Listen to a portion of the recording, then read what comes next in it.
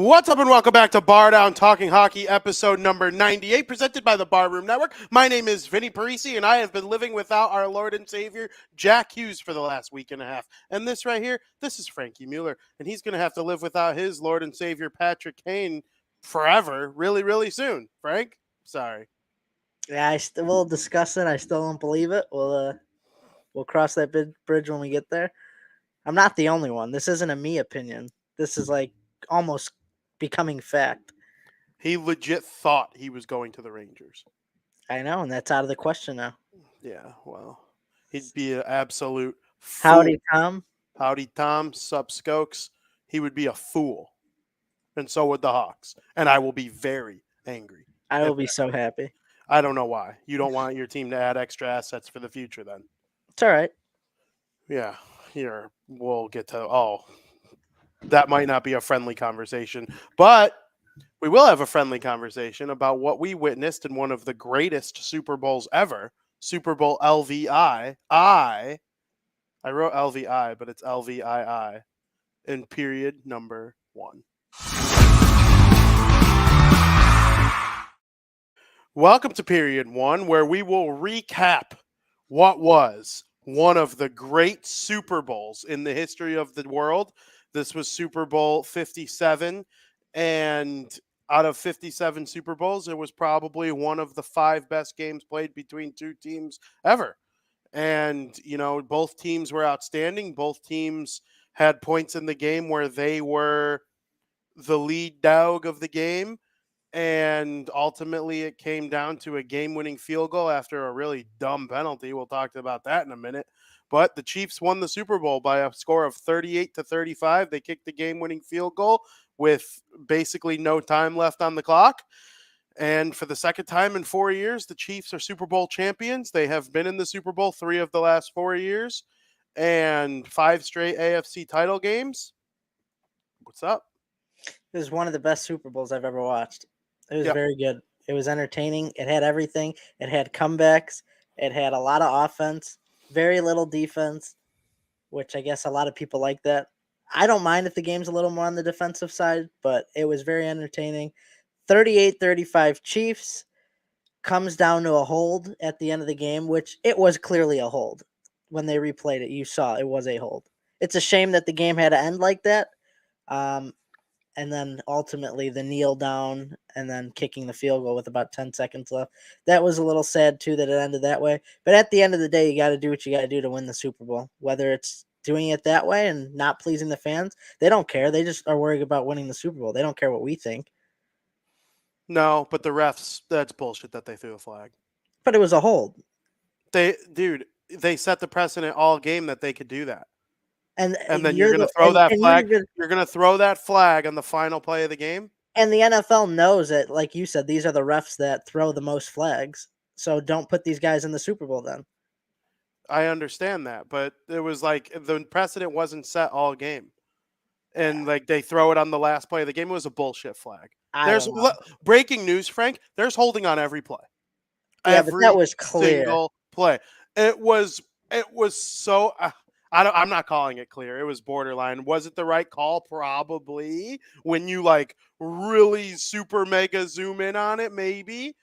But to make that the game-winning play in the Super Bowl, not a fan. Swallow your whistle. I don't know. I agree to you. I agree with you to a certain extent, but then if that's the play, then there's no rules in the last 2 minutes. If you don't want to play to be end on a flag, then I'm just going to hold. But if it's an obvious hold, then you throw the flag. Something as tongue-in-cheek as that, nah. I don't know. To me, it was obvious when they showed the replay. The guy's hands were around him.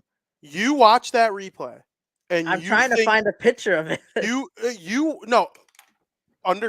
I understand he held him. I'm not debating that. You watch that entire replay and tell me that Juju Smith-Schuster's route was impacted by the hold. He would have caught the ball if he didn't get held? No shot. Absolutely no chance. The ball was at the back of the end zone. The hold took place at the 5 to 10 yard line. It was not blatant. Was it by definition? Aldo probably agrees with me. Was it by definition a hold? Yes, it was. The guy himself Well, I forget I'm drawing a blank on his name. The kid who made the hold. And he admitted, he's like, yeah, I held him. It's just a shame. I thought the refs would let it go. That's like, there are plays all game. There's holding on every play, every single play. And I do not think Smith Schuster makes the catch if the hold is called, if the hold doesn't exist. It was a route and a pass that You didn't don't think he match. makes the catch? I do not think he makes the catch. The hold did not impact the play. And, So you're saying if he wasn't held, he wouldn't have made the catch anyway? yeah, he wouldn't have made it anyway. And I don't know. Like I said, was it a hold by definition? Yeah. But there are times and place for, flags to be called. Aldo says, that being said, the Eagles allowed a score to the Chiefs on every possession of the second half. The Eagles D lost the game. Couldn't agree more. We said, what do the Eagles need to do to win the Super Bowl? I picked the Eagles to win the Super Bowl. They need to shut down Mahomes and the Chiefs offense. We know the Chiefs offense isn't anything too special. We know the Eagles offense is going to eat a little bit in this game. But if they want to win, they got to shut down Mahomes. Do you know Mahomes had exactly one incompletion in the second half?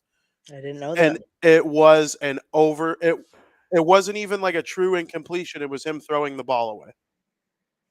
And so Mahomes, I think this is more Chiefs coming back than it is Eagles choking, even though they blew a 10-point lead. It was because of the greatness of Patrick Mahomes in the second half. But I hated the way it ended. I hated the way it ended because the Chiefs probably still would have won. They were getting themselves into field goal range, and you never know how the game finishes anyway. But that was just brutal. Brutal. I think if the ball wasn't going his way, there would have been no flag, obviously. I think Mahomes took advantage of the situation. Maybe he noticed that. He saw there was a little hold. I'll throw it in the direction. If I get the call, I get the call. I mean, I don't know what went through his mind either. And that very well could be the case because Mahomes was pointing at the play as it was happening, and he's Right. like, hold, hold.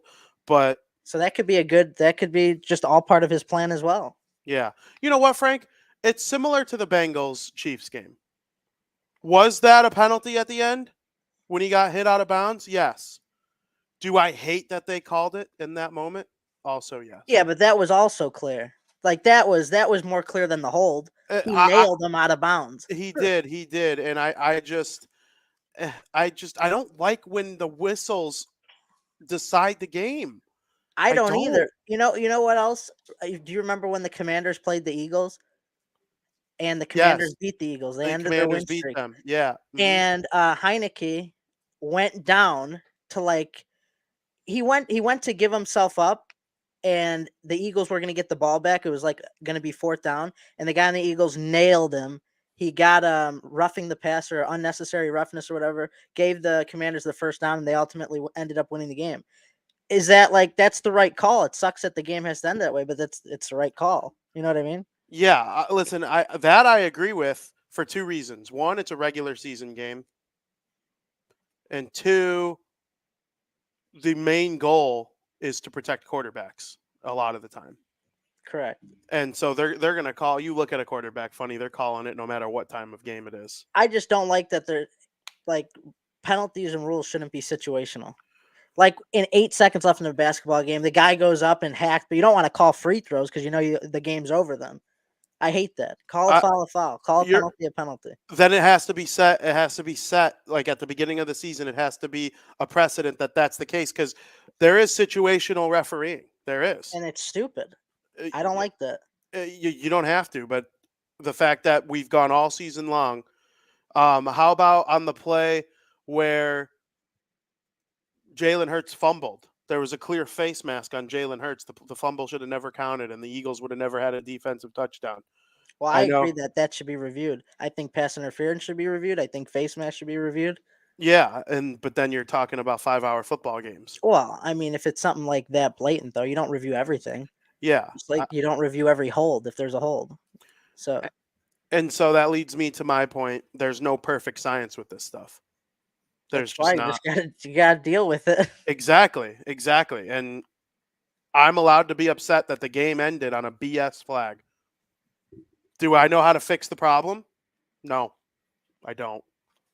Do I think would I have thrown a flag with 30 seconds left in the Super Bowl on a borderline hold? No, I wouldn't have. But we had the flag happy crew. We knew that coming in, even though JP didn't hit the over on the number of flags He thrown. was happy about the flag. Yeah, he was happy about it. He would have been okay with 3 flags there, even if they were all BS. But that's what happens when you gamble. But yeah, the Chiefs are Super Bowl champions. Frank, the Eagles had a 10-point lead. What happened? It was a mental collapse. It's their defense has been the star of the show the whole season. Lane Johnson, fantastic. Talked about him a lot last podcast. And they had no defense in the second half. Like Aldo said, they allowed a score on every possession of the Chiefs in the second half. That can't happen. I mean, you got a 10-point lead. You're 30 minutes away from a Super Bowl, your second Super Bowl in the last, 5-6 years. That just can't happen. So does my point does it resonate with you at all? Mahomes had 1 incompletion in the second half. Like he would have sliced up every defense in the league playing like that. He would have Probably. came That's back from just 10 classic points. Mahomes, though. Yeah. I mean, Yeah. I expect that from him. He makes these unbelievable miracle plays, whether he's on the run, you think he's going to get sacked, you think he's just going to throw it away, and then Kelsey's open, or Juju Smith-Schuster, or Pacheco. Just somebody's open all the time. Like you think it's different. When he rolls out, you don't know what's going to happen. So I'm not surprised. So this is his second Super Bowl and his third appearance. Yeah. He has the same number of Super Bowls, more touchdowns, less interceptions, more passing yards than Tom Brady did at 27 years old. Is he starting to accelerate himself into this conversation of the GOAT? He's definitely the best quarterback in the league now, for sure. That would have been argued a little bit. Is Burrow better than Mahomes if Burrow would have beat him again? I mean, you mentioned that too. You said it would have been in the conversation. Those were your words. Yeah, in the conversation, I wouldn't put him there. I still think he's in the conversation. I think now he's like, I'm pretty high up on Josh Allen. I think Mahomes is like worlds better. I think he's in his own class now. I gotta admit, like, I don't know. I would put Joe Burrow second, and the reason I have him in the same. So I would take Mahomes far and away. I do think he's worlds better than both Burrow and Allen. I think Burrow in crunch time has Mahomesian clutchness. Mm-hmm. He has the ability to make big plays when it matters most, and that's why I would give him the tick above Josh Allen, above Jalen Hurts, above Lamar Jackson, Trevor Lawrence, Aaron Rodgers, whoever you want to throw at me, Herbert, all these elite quarterbacks in the NFL. I would put Burrow second because he has that Mahomes ability to, like, when I need you to be elite, you're elite, and that happens with Mr. Burrow. So, but Mahomes, I've had this conversation. What does he need to do to be the GOAT? Like long term. Does he need 7 rings like Tom Brady? Would one have to come with another team to prove it's not the Chiefs' way? He'll probably have better regular season statistics.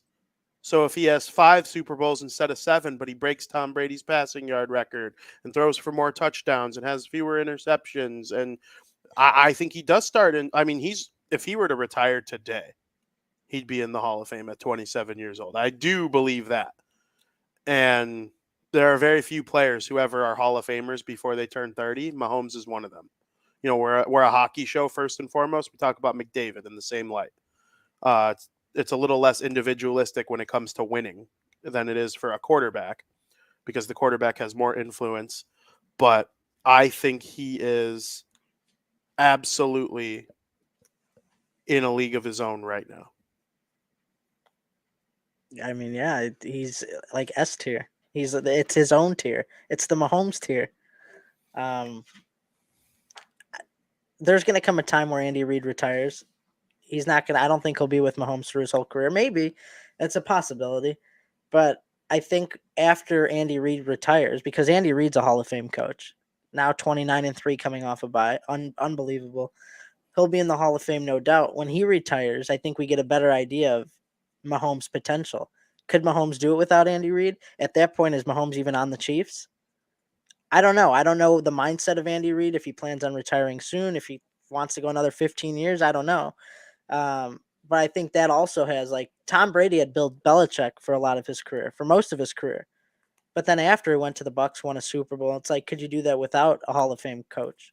It's possible. I mean, I think Mahomes is going to be great no matter where he goes. If he were to get traded today, I agree with you. Like, if he was drafted by the Bears, he wouldn't be the Mahomes that we see today. But if he goes to the Bears now, he's already developed. He's already got, that he's learned how to be an elite quarterback. So I think no matter where he goes going forward in his career, he's going to be elite. Um, he's definitely in the conversation for one of the greatest players of all time. I will say this: everyone gives Andy Reid so much credit for Patrick Mahomes, and it's well deserved. He's one of the greatest play designers in the history of the NFL. But before Patrick Mahomes came along, Andy Reid was that coach who always got to the big game. He was in NFC championship games with the Eagles and even was in a Super Bowl with the Eagles. And with the Chiefs, they made it really far, but they could never get over the hump. And then all of a sudden, this beautiful boy, Patrick Mahomes, comes into his life. And now he goes from being the most underachieving coach of all time to people saying he's the GOAT. Well, who was the quarterback before Mahomes? It was Alex Smith. yeah, he injured his leg or whatever. Remember, he had that bad injury, and Yeah, but he did that with the R words. but Alex Smith was, like, not on the level of Patrick Mahomes, but he was still able to get to those big games, which is impressive that you're able to still get there with the quarterback, like, significantly worse than Patrick Mahomes. So to me, it's like Andy Reid was missing that better quarterback because he still proved that you could not have the talent and still make it to those big games. It's Yeah, just winning in those big games is hard because you don't have the talent, but still getting there, that's impressive. he had good talent with the Eagles. Yeah, I don't remember him on the Eagles, to be I honest. remember him very vividly on the Eagles. That's where he had issues with game clock management, especially with the Chiefs early on. There were a lot of like, hey, is Andy Reid ever going to be able to win the big one? And I like Patrick Mahomes deserves most of the credit. I'm sorry, everyone always wants to, was it Belichick or was it Brady? The Belichick people, they were so far proven wrong by now, and they'll take their argument to the Chiefs now and try to take credit away from Patrick Mahomes. But there's a reason Andy Reid was the choker coach before Mahomes came along, and now he's there, and people are talking about Andy Reid as the GOAT. And listen, Andy Reid is one of the GOATs. He's probably gotten himself onto the coaching Mount Rushmore in NFL history now, and it's a lot to do with his offensive schemes and how he's able to get Kelsey wide open and turn Patrick Mahomes loose and allow him to do what he does. So this guy says, I thought the Chiefs would lose the Super Bowl because of exactly what you are saying. Yeah, well, Patrick Mahomes was on another level in the second half. He didn't even really have all that good of a Super Bowl. And I guess that could pivot us into our next topic. Jalen Hurts was incredible. He outdueled Patrick Mahomes the entire game. Well, like we both agree. Sure, Jalen Hurts is probably top 6-ish now. I think I would rank him exactly at 6th. He came second in MVP to Mahomes. And all 32 GMs in the league would take Mahomes going forward than Jalen Hurts. But he was better than Mahomes on Sunday. He just was. He had more yards. He was more efficient. He was better in the first half. He didn't need to be as elite as Mahomes was in the second half in order for his team to win, but the defense of the Eagles let Jalen Hurts down in the second half, and it wasn't even necessarily that they let him down. I truly think the Chiefs won the Super Bowl because of the fact that they showed this marvelous ability to come back, and they had longer than 15 minutes to make halftime adjustments. While Rihanna was announcing to the world that she was pregnant, Patrick Mahomes and Andy Reid were going over how they were going to come back in this game. And it's a lot different in the Super Bowl. You have way more time to draw up some stuff that works.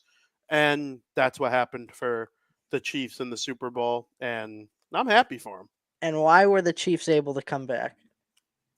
What do I always tell you on the show, no matter what sport we talk about?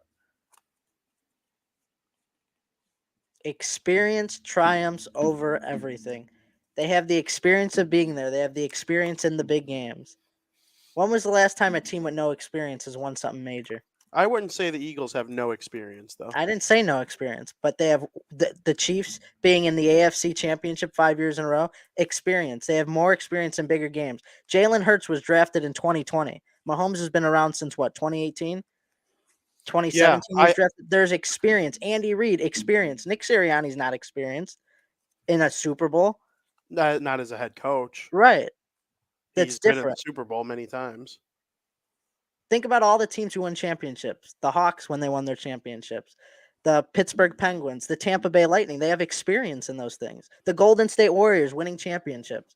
Why haven't the Phoenix Suns won a championship? Well, because they just started getting good recently in the past 5 or so years. Yeah, Why are the Celtics always in the championship? Well, the Celtics are the team that's always got experience. Why are the Bruins always good? They got experience. There's no stories of these young teams winning championships. I hear what you're saying. I look up and down the Eagles roster, and a lot of those guys were there in 2017, like their offensive line, the Kelseys, and stuff like that. And Sirianni, he's Andy Reid's product, like he was on that coaching tree. So, But their most important players, Hurts, Brown, they weren't there. yeah, Sirianni, the coach, that's a key. He wasn't there. I'm telling you, experience triumphs over a lot. it's very important. There's no doubt. I'm impressed with the Eagles. I know they lost. I picked them to win, but I was impressed with the way they played. They impressed me more in the Super Bowl. I'll give them credit. Yeah, they were, you know, they got crap for their schedule this year. Well, they didn't make it, right? This isn't college. They didn't make their schedule. They just destroyed everyone that was in their way, and they're clearly the best team in the NFC. I think if the 49ers got a quarterback, they would have been. But guess what? They didn't have a quarterback. That's part of the team. So, the edge went to the Eagles. They smoked them. I don't know. So I'll ask you, where does each team go from here? Well, you look at the Chiefs, and to me, they're always a contender. Every year, the Chiefs will always be a favorite to make it to the Super Bowl. As long as you got Kelsey, Andy Reid, and Patrick Mahomes, the three-headed dragon. As long as they're on the team, I think they're always at least the top three favorite to win the Super Bowl, guaranteed. So as far as next year goes, they're probably going to win the division. They're going to contend. They'll make the playoffs. They're going to be that contender. Now for the Eagles is a little bit different, and that's just because of the curse of the NFC East. No team has repeated as NFC East champions since 2004. Is that going to play into effect this year? Are the Cowboys going to be a little bit better, or are the Eagles going to fall off a cliff and not win it? Or are they going to prove us wrong because of the team they had this year? But are they going to win it? But you look at teams who make it to the Super Bowl, and then the next year it's like kind of falter off a little bit, right? The Bengals made it. They were better this year. The Bengals didn't get back there. The Rams won the Super Bowl, didn't even make the playoffs. Is that going to happen with the Eagles? I mean, I wouldn't be surprised if another team in the NFC East won the division. I strongly believe in trends like that. Like eventually it's going to end. It's not going to go 72 years without a repeat winner or something crazy like that. But I mean, it's definitely something you have to take into consideration. Is it a mental thing now? Is it a mind game? Because now it's starting to get in players' heads like, all right, we have a lot of pressure on our backs. We almost won the Super Bowl. We were a half hour away from winning the Super Bowl with a 10-point lead. We have to come out swinging next year. Does that happen? I don't know. Yeah, I normally like these trends too. Like I was telling you, the NFL's passing leader was 0-11 in Super Bowls all time. Now they're 1-11. Those types of trends do end sometimes. I do think the Eagles are going to win the NFC East next year because the Cowboys are going to take a step back. I think they might be right there, but I just think another year of Jalen Hurts. We'll see what moves they make in the offseason. People are going to want to go play there now after what they saw this year. They'll probably be a hot free agent destination. The Cowboys are dysfunctional. I'm not a Dak Prescott believer. I am a Jalen Hurts believer. The Giants, I don't really make much of. They had a good year. They're building. They'll be better again. And then the Commanders always kind of hang around. So, it's an interesting division. Could a team beat the Eagles by a game next year in the division? Yeah, I could see it. But I think the Eagles are built to go farther in the playoffs, regardless of how that goes. But they were the number one seed this year. So, It'll also depend on, just Jason Kelsey retired. Do they start losing guys off their offensive line? That'll make a big impact. So I do think the Eagles are in a good spot. The NFC as a whole is weak. I do think the 49ers are going to do something to address the quarterback problem, because it's not Brock Purdy. And, I'm not positive it's Trey Lance. I'm sure he'll get a shot. I'm sure Brock Purdy will get a shot. I don't think either of them are going to take it. Do they trade or do they go for someone like Derek Carr, who just became available? Are they going to trade for Lamar Jackson? Okay, maybe Aaron Rodgers. He went to Cal. Like, maybe he wants to play for the 49ers. There are all sorts of ways that they could go, but I do think the Eagles are one of the two best teams in the NFC entering next year. And then the Chiefs will just be part of that 5-team battle again in the AFC next year. And if they don't make it back to the Super Bowl, that doesn't mean they weren't equally as good. I just think that highly of the AFC. The Burrow and the Bengals, Allen and the Bills, Lawrence and the Jaguars only lost to them by 7. And I still think the Chargers are pretty good because they have a very good quarterback. We'll see what happens with Lamar Jackson. If he goes to the Jets or the Dolphins, I all of a sudden think one of those teams will be, elevating themselves in the AFC. The AFC is brutal compared to the NFC. And so is it a lock the Chiefs make it back next year? No, especially even to the AFC Championship game. I would probably bet on it. But I also, it's not impossible for the Chiefs to go into next year, have a tough game 2 out of 3 times to 2 of the Chiefs or 2 of the Bengals, Bills, and Jaguars, who they have to play just by finishing in first place. And then you're a 2nd seed instead of a 1 seed, and you have to play the AFC Championship game on the road or something. Like, there are all sorts of things that could happen, but I think each team, more than most Super Bowls, because last year, going into the season, we were like, okay, the Buccaneers and the Chiefs, they're the 2 teams that were in the Super Bowl the year before. I think they're both going to get back to the playoffs and make a run.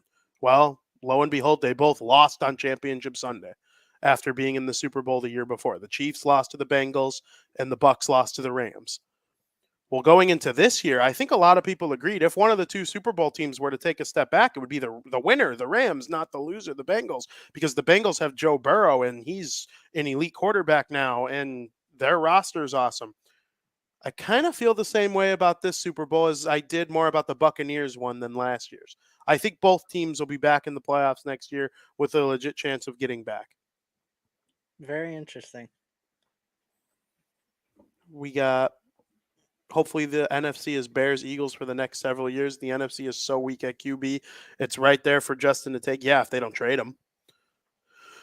I mean, I heard someone tweeted today that at least one general manager in the NFL believes that Justin Fields will be traded by the Bears.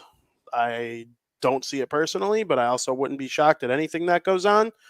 The Chicago Bears are the Chicago Bears, man. Putting them in the same category with the Eagles is scary.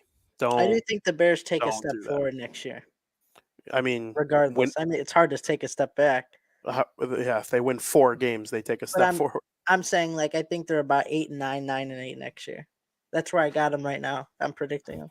You're a bold man. You're a bold man. I'll take heat for it. I'll take heat for it again next year, like I did this year, unless I see something big. We're looking at another top 5 pick the following year. Wow. Yeah. Oh yeah. Their roster sucks. They suck, and they're not going to play. They're not going to play the first 6 games of the season with Roquan Smith and Robert Quinn like they did this year, and they were 2-3, and everyone, if they beat the Packers, then maybe they'll make the playoffs. 3-9 14 or 9-8. 8-9 or 9-8. Tom Brady coming in his prime. You'll see. I'll be stunned if they're that good. Stunned. I mean, it's not that good. I mean, it's all right. 8-9 is not even 500. Yeah, I mean, you're like that good. I mean, it's not that good. For the Bears, that would be really good.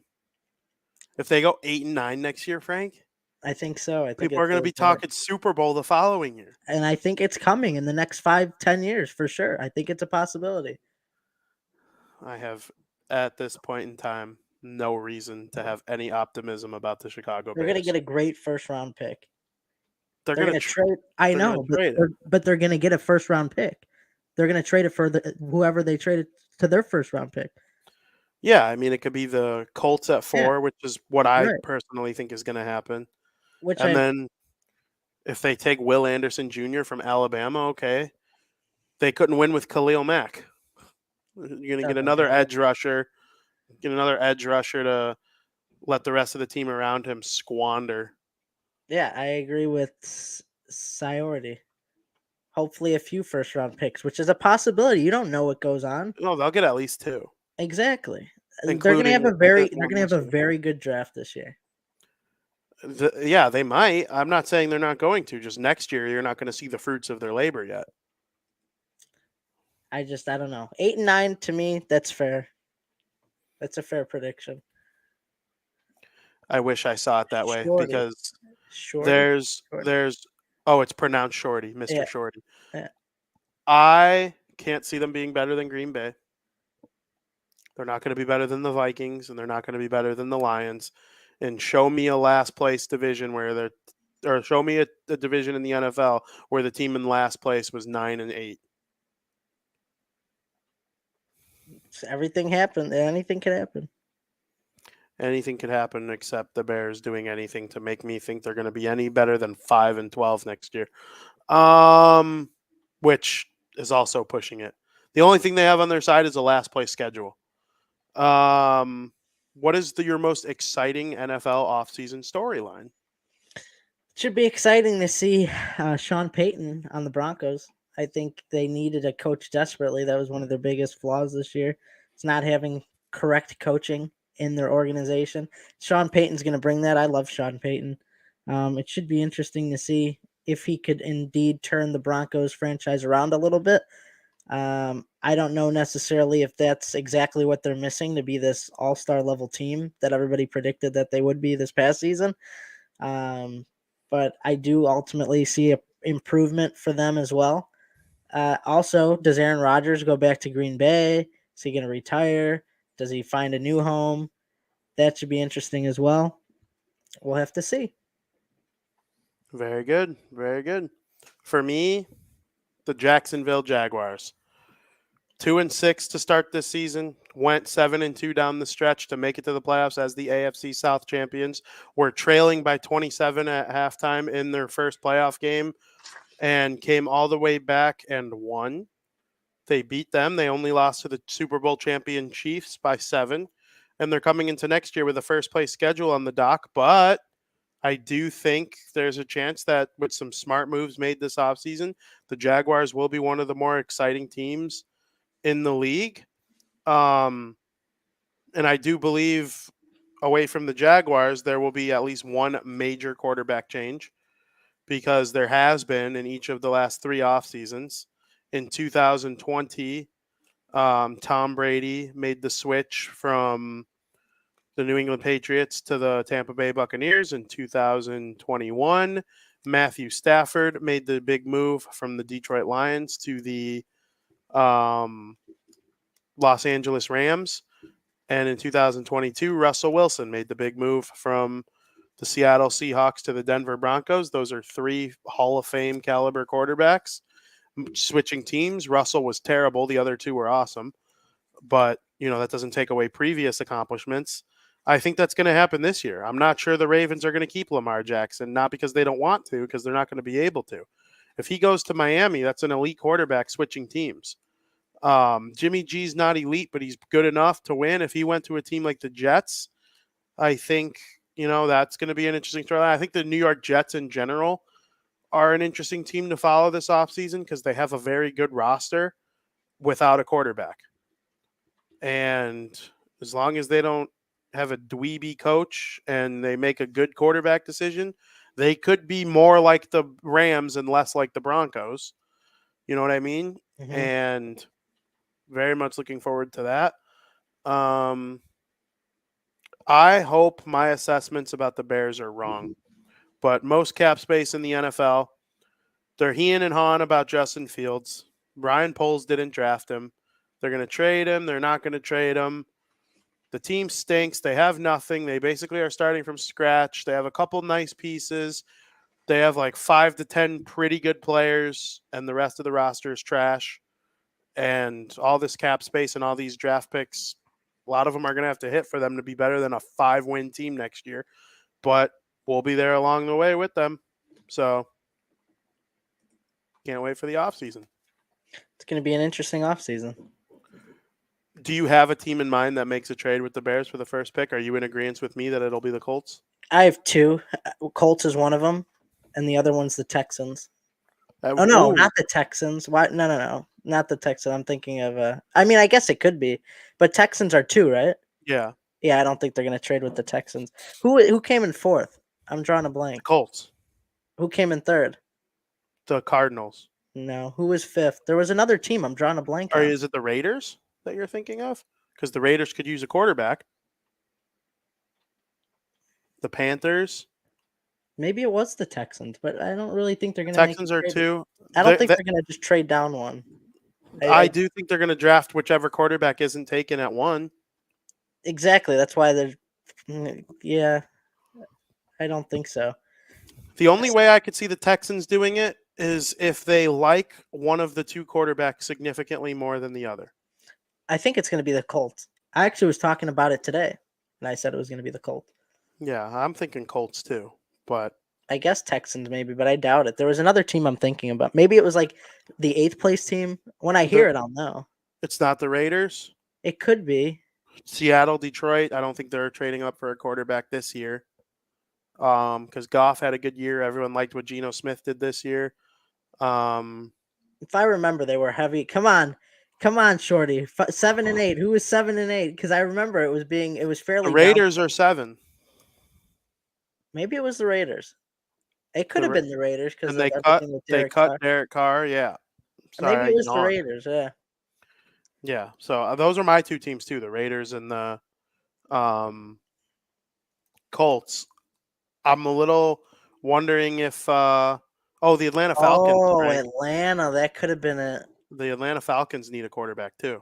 It could have been Atlanta I was thinking of. Yeah, and they took a high draft pick on Kyle Pitts all those years ago, and they got nobody to throw to him now. So they absolutely could be a team that trades up. I think it was Atlanta. Atlanta or the Colts for me.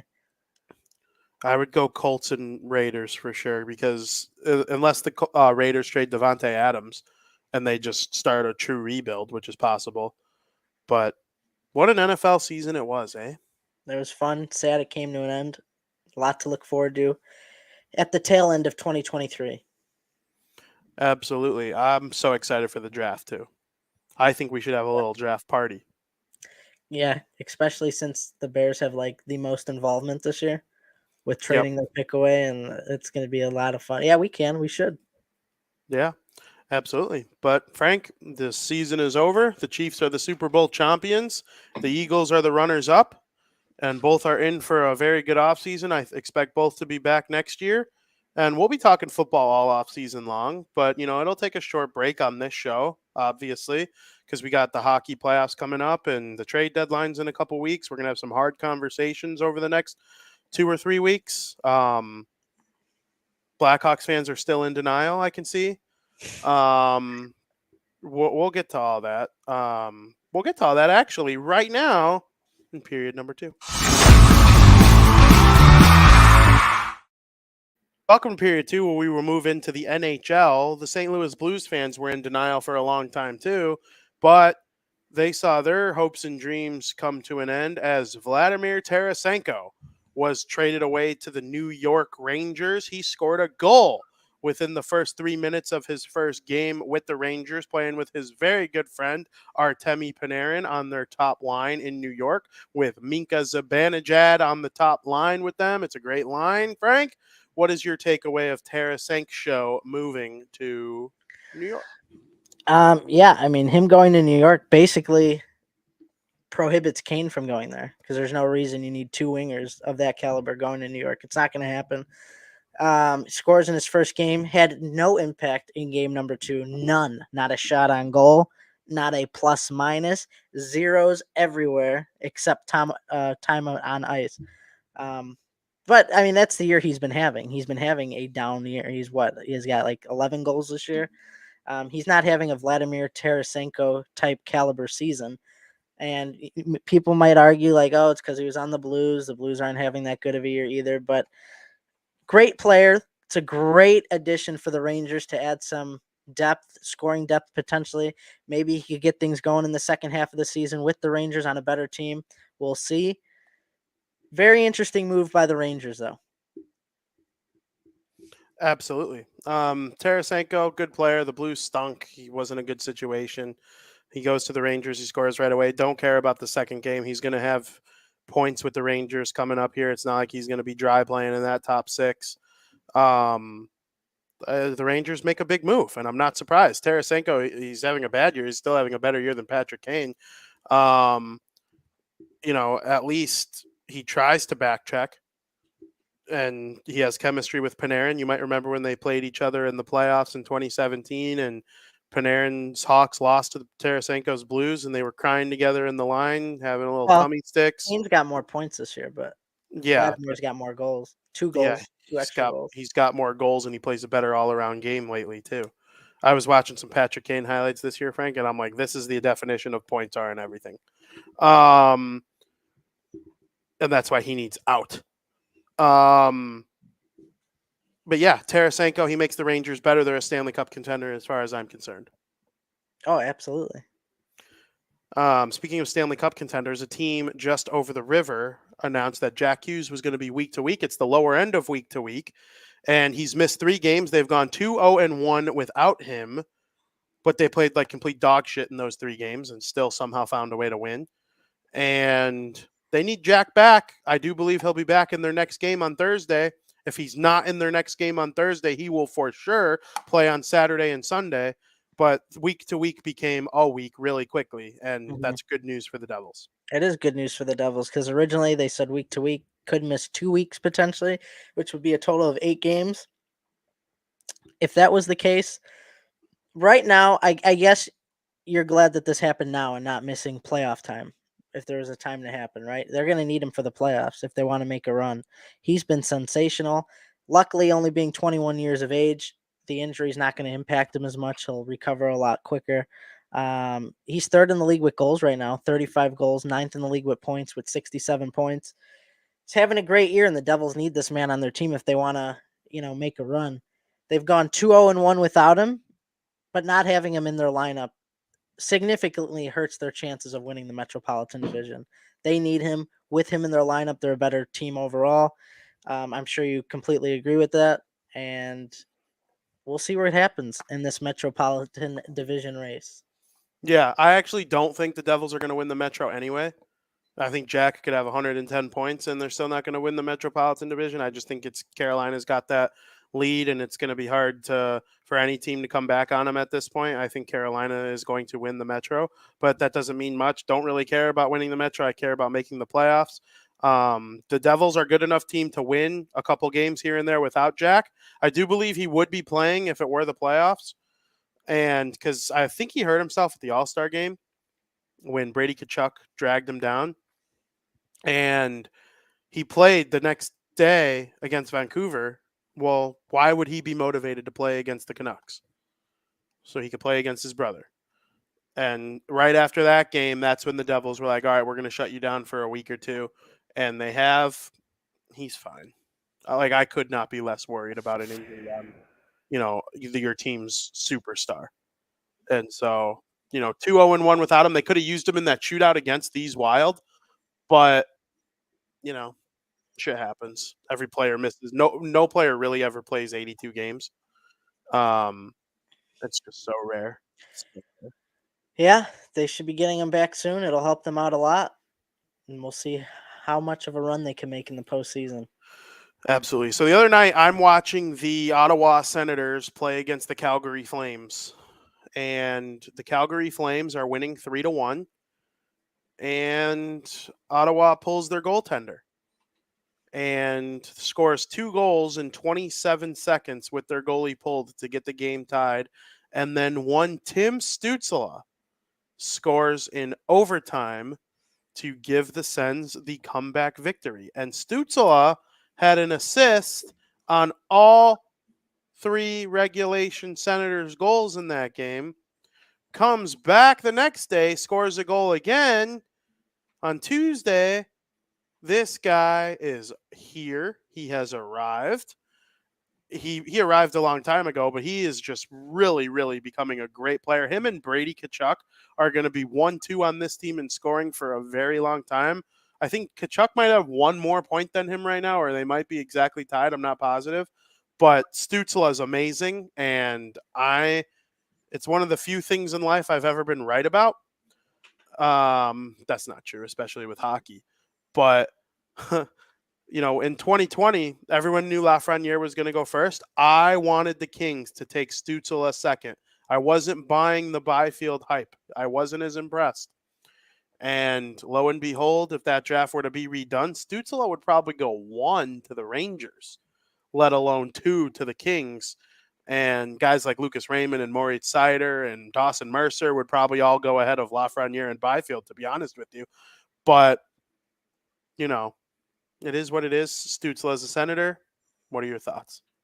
He's the hottest player post All-Star break in the NHL right now. He's got 6 points post All-Star break. I mean, this kid is unbelievable. He's young, which obviously you look for when you're building a team. I mean, you got great players around you to play with as well. They're on the up and coming. They probably have one of the brightest futures, I would say, in their organization. I think they're going to be better in the next handful of years. We thought maybe they could be a surprise this year. They were one of our surprise teams. It's coming. The Ottawa Senators are going to be back to winning ways eventually. We'll see them in the postseason within the next couple of years, maybe next year, maybe 2 years. If Ryan Reynolds purchases the Senators too, I mean, this organization is just going to completely take a 360. But Stützle's been phenomenal post All-Star break. They got bright future ahead for this kid in Ottawa. Who's the best defenseman on the Ottawa Senators? Shabbat!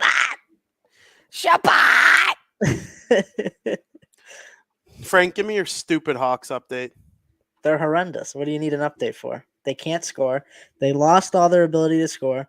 People thought when they went 4-2 in that 6-game stretch, like, are they going to hurt their chances of the last pick? Since then, they've lost 4 out of the last 5 games. Like I said, they can't score. They got shut out to the Montreal Canadiens. Why are you laughing? Is that funny to you that they suck? Is it funny to you that I'm in pain? It's not funny that you're in pain. I think it's funny that you're in pain. Like, I honestly, you people, you make no sense. You Blackhawks fans, you make no sense. None of you make sense whatsoever. You're in pain.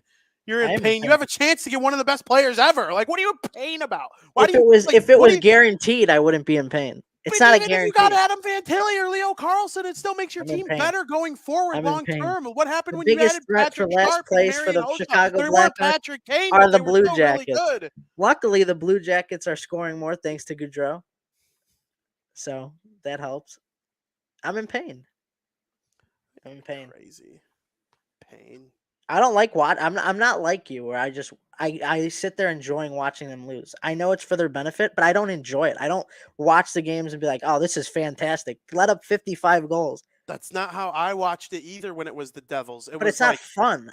Like I don't care. It's not fun to watch. Like, why are they losing? Like, and I'm not sitting there, let's go Rangers, let's go Flyers. Capitals. Ovechkin has another hat trick against the Devils. But I'm not happy at the end of the day. I'll be happy in the future. Okay, I get that. But, like, when you're watching the Hawks stink, be like, okay, what guys on this current team can I, map out as part of the team in the long term? Can they, make something of Connor Murphy's future? Are they going to trade him? What is going to become of Jake McCabe? Wow, when he's skating around, I can think to myself, they could get a second or third for him. Okay, I'm watching Michigan play right now. Fantilli, he's outstanding. The Hawks might get him if they don't get Bedard. Oh, Frank Nazar made his season debut last week. He's incredible. The Hawks took him mid-first round for a reason. Oh, what does he do in his first game with Michigan? He scores his first goal of the season right away, and that's so much fun. And, the fact that his D pair could be Korchinski next year or the year after, and, like, you're sitting there watching freaking Jason Dickinson be your second line center or something, and you're going, wow, Jason Dickinson, that guy stinks. Hopefully the Hawks lose this one so that, my second line center can be Fantilli, or maybe we can add Connor Bedard to be our top line right wing to play with Lucas Reichel. Hey, what's going on with Lucas Reichel? Let's check Rockford scores. It's not sitting there actively rooting for freaking St. Louis or Montreal, whoever the Hawks are freaking playing that day. That's not what it's about. It's about, like, in those games, you just kind of watch blindly. Like, whatever happens, happens here. But, like, pain. If there was a year to be stinky, it's right freaking now. It's right now. You know what teams I feel sorry for? The teams right in the middle. New York Islanders, okay, Calgary Flames, Philadelphia Flyers. Those teams are the ones I feel really bad for. Those people don't even have a chance in hell at Bedard, and they sure as heck ain't winning the Stanley Cup. At least if you're like the Devils or the Rangers, like, you're not getting Bedard, you're probably not going to win the Stanley Cup this year, but you have a chance to within the next 5 or 6 years because you have Jack Hughes, you have Nico Hischier, you have Artemi Panarin, you traded for Tarasenko. Like, you're going to have these guys for a long time. If you're the Hawks, you have nothing. But they've gone from this terrible, terrible franchise with the Kyle Beach and the everybody hates Rocky Wirtz to, hey, we have a chance at Bedard or Fantilli, and we're the number 5 ranked prospect pool in the league right now because of the ascension of guys like Lucas Reichel, right? And Frank Korchinski and Nazar, and this Ethan Del Mastro kid has come out of nowhere and become one of the best defensemen in junior right now. It's exciting. It's so exciting. I can't wait for the Hawks to be good again. It is going to come with the fruits of the labor of this season, and Kyle Davidson deserves so much respect. Last year at this time, the Hawks were a little better. I think they won a couple games here and there. I remember they beat the Devils late in the season. They were like, oh, we got a big win. We're going to come in like 26th place. This is awesome. And I was sitting over here like, you fucking kidding me? You're happy about that? You could have freaking, and I didn't want them to win the lottery last year. Thank goodness they didn't win the lottery last year, because if they won the lottery, you were freaking anti me on that too. Because if they would have won the lottery last year, they probably would have taken Shane Wright first overall, been dealing with his bullshit right now. And the Columbus Blue Jackets would be sitting there with the first and second best odds of winning Connor Bedard. And they would probably also get Fantilli too. Thank freaking goodness. The hockey gods were smiling on Chicago during the draft lottery last year. Let's get something straight here. I'm excited for the players in the organization. I'm excited to potentially get Connor Bedard. I'm excited for the draft. I'm excited for everybody in the prospect pool right now. But it's still painful to watch these games. There's no fun about it. I don't care what I'm thinking about the future. In the moment when I'm sitting down to watch these games, it's not fun. I'm not having fun. And you to tell me you'd be having fun is just crap to me. Oh, no, I did have fun. That is unbelievable. Oh, I did have fun. We'll agree to disagree. There's no way.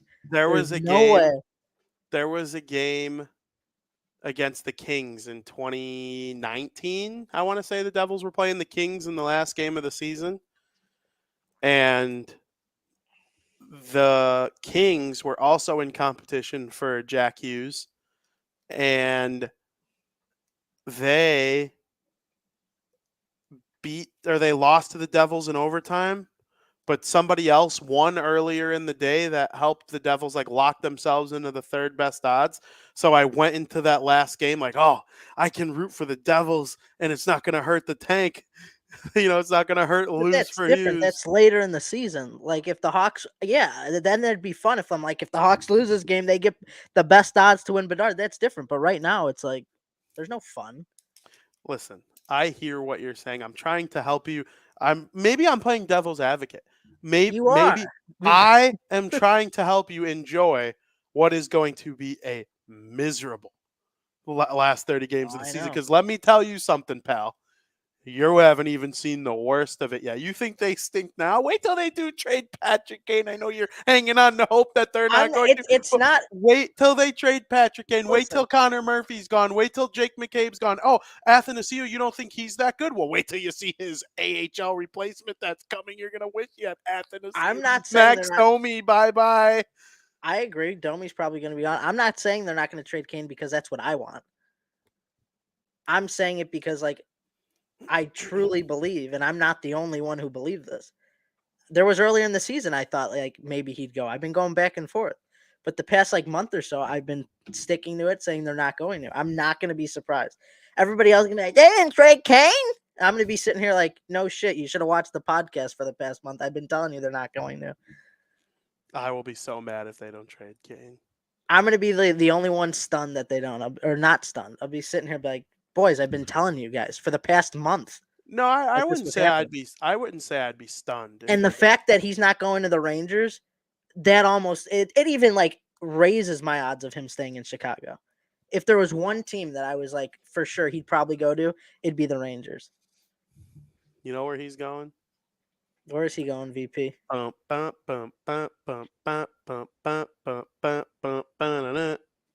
What I want, you've got it. Might I'll be be. so mad. I'll be so mad. I will be so happy. Let's go Leafs. But I actually think he's going to Dallas. Wow. Like if like I would put the Hawks as the second best odds of team Patrick Kane plays for on March 5th. He's gonna go. Timo Meyer's gonna end up going to Dallas, but he's gonna be like, I know he's going to Toronto. You're just gonna keep jumping. No, I'm not.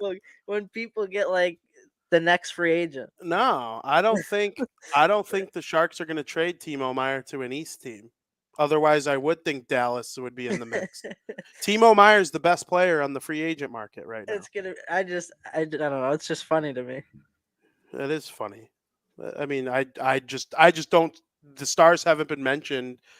The Stars have kind of been second lead dog for Kane for all season. I'll respect whatever Kane does. I have so much respect for Patrick Kane. If he wants to leave, I'll respect his decision. If he want to stay, though, I also got to respect that decision. I want other people too. Like it's up to him. It's his decision. I'll respect it if he wants to stay. He probably will sign then a 1-year deal. I would assume Patrick Kane signs a 1-year deal with the Hawks on like March 6th or 7th if he's not traded. And if they don't trade him and he doesn't, and we lose him in free agency, you won't know how irate I will be. Well, I will be like, huh? Well, then why aren't you begging them to trade him then? Because I don't think they're that stupid. They're not going to lose him in free agency if they don't trade him. They're signing him, no doubt. Why would keeping him help? But what if that's what he wants? What if he wants that? They better hope. They better hope for some other people on their roster then to hit. I think a lot of the other guys are gone. McCabe, Domi. Yeah, I think the Hawks and Ducks will probably be the two most active teams. I think the Blue Jackets will be active too. They'll trade Gavrikov probably either tonight or tomorrow. But they didn't come into the season expecting to be stinky. There was an article like about a week ago, 5-6 days ago, from Bleacher Report on like the 5 biggest surprise potential stuff that may happen at the trade deadline. And one of those things were Kane and Taves staying in Chicago. Like I'm not the only one thinking this. Like there's a decent chance that they stay. I do think that you could still build around them. I don't think they're dead. I think if they had better players around them, they would be performing better, obviously. Breaking news here on Bar Down Talking Hockey of the Barroom Network. The Chicago Bears have officially announced the purchase of Arlington Heights property. Wow. They now own that property. Wow. Finalizing the purchase does not guarantee the land will be developed, but it is an important next step in our ongoing evolution of the opportunity. Very interesting. A little bit of actual Chicago breaking news there. Wow.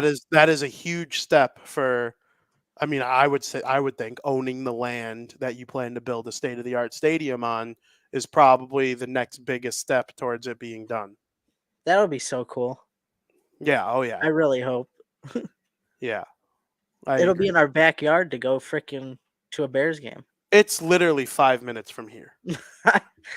I mean, the only thing that would kind of suck is the traffic around there then, because like it would be swamped. You got like 20,000 or not 20,000, more than that, however many thousands of people in like Arlington's like when you go to the city, it's a little bit more open, roomier. But when you go to the suburbs, compacting all those people in might be a little annoying. But it'll be much more convenient to go to Bears games and stuff like that. Oh my Yeah, god. there's actually a parking lot here next to it too. Uh-huh.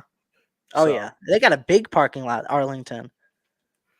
The whole Arlington parking lot. When you go to the racetrack, their parking lot's huge, oh yeah, and they'll rip up some of the land and probably make it even bigger. yep. Be huge. So we'll see what happens with that. That kind of interrupted our Chicago hockey conversation, but I had to get that out there that was the case. Pretty big news. But yeah, I'll be very annoyed because there are a couple reasons I want the Hawks to trade Taves and Kane. For one, you could probably get a first for Kane. You second at the least. He's having a terrible year. All his advanced metrics, like he has a 1% hockey WAR. Like he's been brutal by all measures. But he's still Patrick freaking Kane. And there are people that believe his, you know, prowess will return if he plays on a team that actually gives him support and makes it easier on him. But in addition to losing him, you would think the team gets worse. There are people that'll claim the Hawks get better when Kane leaves. But, they're 3-0-1 when he's not on the lineup. Which maybe there is correlation. He is having a bad year. Like no good, crummy, Maybe it benefits them to year. keep him to be even worse. Maybe.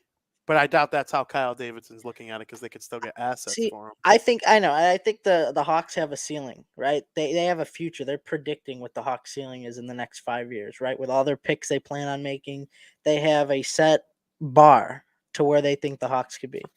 And I think that they're going to get to that bar, regardless if you trade Kane and Taves. I don't think an extra first round draft pick exceeds that bar or gets them to that bar any quicker. I still think the same players will have to develop, the same amount of work will have to be put in. And I still think, regardless trading them or not, there's no benefit into it. I still think you reach that potential. What if the Rangers included Lafreniere or Kako? But that's out of the question now. There's no shot that they would get Kane to. Why? They already got their winger. They're not going to get another winger of that caliber. It's not going to happen. Why?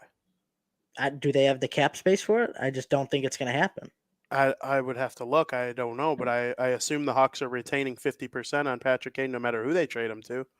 It doesn't make sense that you would go for two right wingers. You don't see teams do that in the trade deadline. Like I think they could use a center more. A lot of the teams that Patrick Kane is associated with, I think could use a center more than a winger. So Taves would make more sense for them. And Dallas and Toronto are exceptions because Matthews and Tavares, Robertson and Pavelski, those are like your guys. But the Avalanche, they don't need Patrick Kane. They need Jonathan Taves way more. But they'll probably take the cheaper route and try to get Ryan O'Reilly back. He was an Avalanche once upon a time, you might remember. Yeah. I agree. I agree here. I want to make a comment to this too, but go ahead. Emotional attachment to players is fascinating. I root for laundry. Okay, you put on the Devil's laundry, and you're my guy. Obviously, you have favorite players and such, but if someone said the Devils will win the Stanley Cup this year, but they have to trade Jack Hughes, I would ask if they want me to be the guy who goes and picks up Jack Hughes and drive him to his next destination. Exactly what I was about to say. If they told me you trade Kane and Taves, they win a Stanley Cup in 3 years, bye-bye. See you later. It has nothing to do with me being emotional. There are people who would say no to that in like 2014. Now you made me lose my train of thought. Yeah, I don't know. I'm just saying it has nothing to do with the emotional attachment. In my brain, I just don't see there being a massive benefit. Yeah, is there a little benefit? Yeah, you get a first round pick, maximize the assets. I don't think that makes a difference in the long run. I still think they're going to get to that contending team down the line, regardless, in the same amount of time. It has nothing to do with emotional attachments. I mean, saying it would be a marginal difference if they added a first round pick and one I of the think it would. I think it would be a marginal difference. Not if they got a first round pick. Yeah, I mean, why can't I have that opinion? Why is that like being argued? You can have that. You can have that opinion. You absolutely can. But you're saying I'm wrong. I'm saying I disagree. Go ahead. You're saying I'm wrong. You said say exactly what you said before. If they got a first round pick for Patrick Kane in the deepest draft ever, or one of the deepest drafts ever, it would make more than a marginal difference. And I disagree. Fight me. Fight me back. Come on. There's nothing to fight back. There's nothing. I mean, I made my statement. Ooh, you ought to. There's nothing to say. I don't believe it. You don't believe it. We disagree a lot. I mean, that's just what it is. Okay, well, when they traded Alex DeBrincat to Ottawa to get Frank Korchinski, I was pumped. Did you see me whining about it? I understand, but that's It the made same sense. type of thing. They got a first round pick for a player that can help them. Did I agree with it? I didn't necessarily agree with it. I think DeBrincat's a guy you could build around. If anything, at that point, then you trade Taves and Kane and keep the younger guy who still could perform well, which doesn't make sense to me. I don't necessarily agree with it, but do I like the output we got for it? Sure. Are we going to get a high enough draft pick? I don't know. We'll see. We'll probably get bottom of the barrel, middle of the barrel. Yeah, 15 to 25. Which is why I disagree. I think it would help. I'm not saying it won't help. Obviously, anything would help. Any picks help. But I just don't see it being like a big difference where I'm like, wow, the Hawks won the cup this year because they traded Patrick. Not this year, but I'm using it like, say I'm saying this in 2026 or something. Wow, the Hawks won the cup this year because we traded Kane. I don't see that. I don't see that happening. I guess it's all going to depend on the return. And maybe this conversation's different if he is traded and we see the return. I'm like, okay, now I could argue about it a little bit more and say, yeah, this was a good idea that they traded him. Yeah, I was just making the point. And let's be very clear, you're allowed to make whatever opinion you want. I don't care what picture you try to paint of me saying stuff about your opinion. That's just not true. You can have whatever opinion you want. You are more than free to backfire however you want. I do think getting a first round pick for Patrick Kane, it's not guaranteed, but I'd be extremely happy with that. You'd have to get a first round pick for him. Anything less would be stupid. Well, I think the Claude Giroux trade, and they have the same agent, is kind of similar. Giroux was having a bad year with the Flyers last year, and they traded him to the Panthers, and they were saying the same thing. He's not going to get traded, this and that. And then he ended up getting traded, and the Panthers ended up giving a first-round pick for him. And he had a little bit of a resurgence with the Florida Panthers as well, and he's having a pretty good year with Ottawa this year. So I'm trying to think of the name of the agent. Is it Pat Brisson? I don't know. That's Patrick I know they Kane's share the agent. same agent. Yeah. But well, Patrick Kane, Chicago legend. Will he be moved or won't he be moved? Will Frankie try to punch me through the computer or will he not try to punch me through the computer? Ow. Jesus. It's just hockey. We'll see. We'll see. It's just hockey. They're going to hit me. Stadium Series. Saturday. I can't wait. Talk to me about it. What are you looking forward to most about it? I think this is going to be one of the most unique stadium series in the history of the NHL. It's going to have a college football feel to it. They're playing at Carter Finley Stadium, which is North Carolina State college football stadium where they play. They already said they have on-field seating, which is really cool. Makes it feel like a college football game. They'll have a marching band. Another reason why it's going to feel like a college football game. And Steve Mayer, NFL or NHL Chief Content Officer, said there will be tailgating and they know what to expect from the culture here, which just means like this is going to be a rowdy stadium series. You probably get a lot of college fans who go to the game just because, you know, that's their ground. They want to go and see a hockey game. I'm looking forward to it. The game day conditions are said to be perfect as of right now. It should be a very interesting game. Yesterday they played on Valentine's Day and the Carolina Hurricanes won 3-2. So this is going to be like, is this going to be a revenge spot for the Washington Capitals? Are they going to come out swinging? It should be very interesting, but I'm looking forward to the stadium series a lot compared to prior stadium series games. Sucks that Ovechkin's not going to be playing in it. It's tough. It is tough. R.I.P. Mikhail Ovechkin. His father passed away today at the age of 71 years old. I'm assuming he'll be back with the team by the start of next week or the end of next week, but he went home to be with his family during that difficult time. So sorry for Ovechkin. I'm sure when he scores his next goal, he will point to the sky and give dad some thanks, because I've heard some stories about how Mikhail Ovechkin did a lot of things to help Alexander Ovechkin reach what he has become in his life. So What do you think of the Stadium Series? I'm excited for it. I actually think the Carolina Hurricanes are like worlds better than Washington, especially without Ovechkin. But that never really matters in an outdoor game. The Bruins got outplayed by the Penguins and barely won. And I think if they were to play a 7-game series, the Bruins would mollywop them.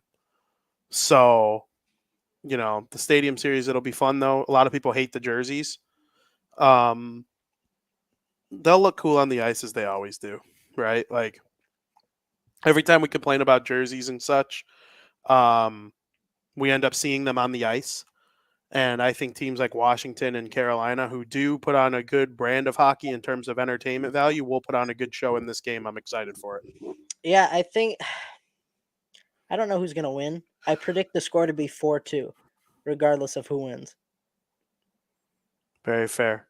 I think if we were to pick these two teams in a 7-game series, which I do believe if the playoffs were to start today, it would happen. No, it wouldn't. It wouldn't. They would be playing the Penguins. Yeah, they would be playing the Penguins. I think Washington's going to miss. So I'm do starting I. to think. I do And too. I'm starting, like, my team that I think is probably going to climb into that spot changes. Buffalo's been on a slight skid, but we know how hot they can get. Yeah. Detroit is all of a sudden tied with Buffalo because they've been really good lately. Mm-hmm. Ottawa's been really good lately. They're a point behind. Then I think once you get beyond Ottawa, you're probably done. Like Philly, probably not. But I actually like Florida. They've been climbing. They've been climbing a lot. Hey, I picked them to make the playoffs. I think picked we them both to win. did. I picked them to win the division, I'm pretty sure, but at least if they could get into the playoffs. Yeah. I think all that matters is like getting them making playoffs right when it comes to like making fun of each other at the end of the year. But yeah, I picked them to make the playoffs, and we both saw them taking a step back. Although they got the best player in that trade, and that best player is he second in scoring yet? Third in scoring, fourth in scoring, fourth in scoring. Matthew Tkachuk has 75 points. Wow. He has 3 less than Kucherov for third, 4 less than Draisaitl for second, and 24 less than McDavid for first. I honestly thought they would have been a better team this year. Really, I truly did. I didn't think they'd be this bad to where they're out of a playoff spot right now. They've been really good lately. And Tkachuk, I don't know if he's still the leading scorer in 2023 calendar year, because Jack Hughes was right there with him. But and Pasternak is up there as well. And obviously so is McDavid. But he was also one of the leading scorers in 2022 as well. So I do think Florida has a chance to be that final wild card team. Frank, what's your favorite hockey story of the week? This one's actually really interesting. Vin, do you like Disney? I do like Disney, and I know where you're going with this. It's very interesting. It reminds me of Nickelodeon football when they do the Nickelodeon. Yeah, arguably even more creative. The Washington Capitals will take on the New York Rangers on March 14th. And this will be NHL and Disney Channel will be teaming up to provide the first ever live animated NHL game. Players and teams will have animations modeled after characters from their comedy show Big City Greens. The animated version of the broadcast will be broadcasted on Disney Channel, Disney XD, and Disney Plus. And ESPN and ESPN Plus will provide the real telecast for the game, which I think is cool. They're not forcing anybody to watch, an animated version of the game, which is why people, if they don't like this idea, they shouldn't be upset because they don't have to tune into it. You're not forced to watch an animated version. I think it's cool because I'm a big Disney guy. I love the Disney content. This is something new, innovating, catering to all genres, all age groups, getting more people who might not watch hockey into hockey, people who tune into Disney Plus or Disney Channel will have an opportunity to, get more familiar with the game. I love this. I know I'm probably in the minority and a lot of people are going to hate this, but I'm excited for it. I'll throw it on just to see what it looks like. I wouldn't imagine me watching a whole game like that, but I like the idea and I like where they're going with this, with catering to the younger audience. Very, very interesting. I can't wait to see what it looks like. There are going to be people that crap on it. You're right. Oh yeah, people are gonna hate it. They're gonna say, "Why would I watch Disney game or why is it animated?" But you don't have to, which is the beauty of it. Just watch your regular broadcast of the game, and I'll be tuning into both. Yeah. Well, I'm excited to see it personally. I'm glad you brought it up. My story is something we've never really seen before across the NHL. Teams are admittedly keeping their guys out of the lineup for trade related reasons. Normally they'll put undisclosed reason, undisclosed injury, stuff like that. The Coyotes were just like, no, we're holding out Chikrin for trade related reasons. And then yesterday against the Devils, the Blue Jackets were like, yeah, we're just keeping out Gavrikov for trade related reasons. And I was like, what? Really? You're really doing that? We're really just saying it like, hey, we're going to trade this guy, so we're not going to play him right now? That's awesome. I love the honesty. Yeah. And when I saw that, I was like, this isn't the most interesting hockey story of the week, but if it's going to be my favorite story of the week and I'm going to go on there and tell the truth, that's what I'm going to say. And so we'll see if other teams follow suit. It's actually really interesting. Like if Taves gets traded within the next week or so, we're going to know that the Hawks were lying this whole time. COVID, non-illness, then they just stop saying the reason altogether. Or non-COVID related illness, non-COVID related illness, then they just stop saying why. Mm-hmm. Well, if they trade them to the freaking Avalanche next week, I'll be like, well, the Hawks lied. Right? Like, how long do you have a non-COVID related illness for? So, the only thing that worries me, I hope it has nothing to do with what kept him out for that whole year. Yeah. That is the only thing worrisome on my mind with Taves, but I don't know. Favorite hockey story of the week. Good stuff. Good stuff. We shall see. Absolutely. Frank, period number 3.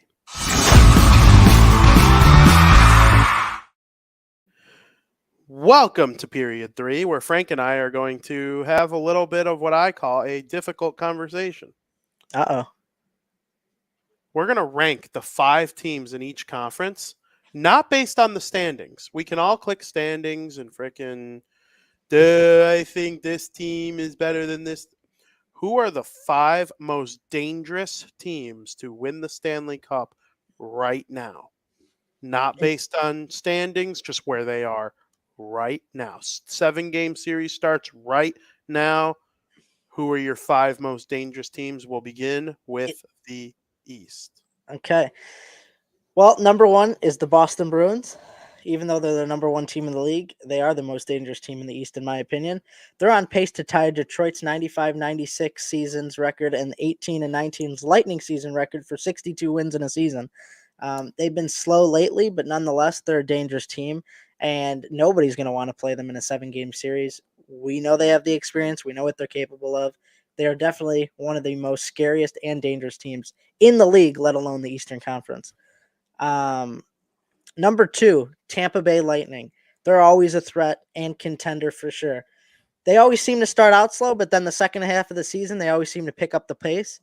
They're a little scary. I wouldn't want to go up against them in the playoffs. Vasilevsky is a different breed of human when it comes to the Stanley Cup playoffs. The core on the team plays differently in the playoffs. They are definitely always a contender and definitely a contender this year, for sure. Number 3, I like the Carolina Hurricanes. They are so good defensively. It is unbelievable. Martin Nikas leads their team in points with 47. He's not point per game, and he leads the team in points, and they're in first place by like a bunch of, or not a bunch of games, but they're like 15 games over 500, and their leading point score is not even point per game. Like, not even close. Aho's point per game, but he's played 46 games. He got 46 points. It's unbelievable. They don't score a ton, but they do what they need to do to get it done, and they're so defensively good. It is unbelievable. They had Kochetkov for a while in the season. He was fantastic. He's not on the team right now, but he was so fantastic because their defense is so good, their goaltending is so good, and I think that's going to go a long way come the playoffs. So they're my number 3. Number 4, I don't know if I would have had him at number 4 here, but their acquisition of Tarasenko makes him more of a threat. It's the New York Rangers. I think he could get it going on a new team. I think we know what he's capable of. He hasn't had the greatest year, but maybe on the Rangers, playing on a team with Panarin, Zibanejad, Fox, Trocheck, Keandre Miller. I mean, just being on the team alone, you might elevate your play, and he might get back to that elite level. I definitely think they're a favorite now to win the cup because of that. Players will perform differently on different teams, and players will perform differently when it comes to the Stanley Cup playoffs. So they're definitely up there. Shesterkin, 23 wins. Halak's got 8 wins as a backup, which is great. If Shesterkin can't play for some reason, I know I could rely on Halak. I love this team, the way it's put together. They're definitely a contender and a very dangerous team in the East. Number 5 would be the New Jersey Devils. Any team that wins 12 games in a row in a given season is a threat. I don't care what you say. They're amazing when healthy. They have the best road record in the league, which will come in handy tremendously when you get to the postseason, especially if they don't win the division. They're 23-3 on the road. The youngness could hurt them, but overall, when they're healthy, like I said, they're a big threat, and I think they're one of the biggest threats in the East right now. That's why I got them at number 5. I like your list. Very interesting list. We have mostly the same. I have a couple things in a different order. Number 1 for me is the Tampa Bay Lightning. The Tampa Bay Lightning haven't lost an Eastern Conference playoff series since 2019. And until someone does, I am going to see them as the most dangerous team, the team that I would want to face the least. And, the last time they lost that playoff series, it was getting swept when they were the best team in the regular season. And they lost to the Columbus Blue Jackets. Then they won the cup in the bubble. Then they won it again the following year. And they were in the cup again last year before being defeated. And, it was a close series. They didn't have Braden Point. Who knows if they would be the 3-time defending champions if Braden Point was healthy last year. He's healthy right now.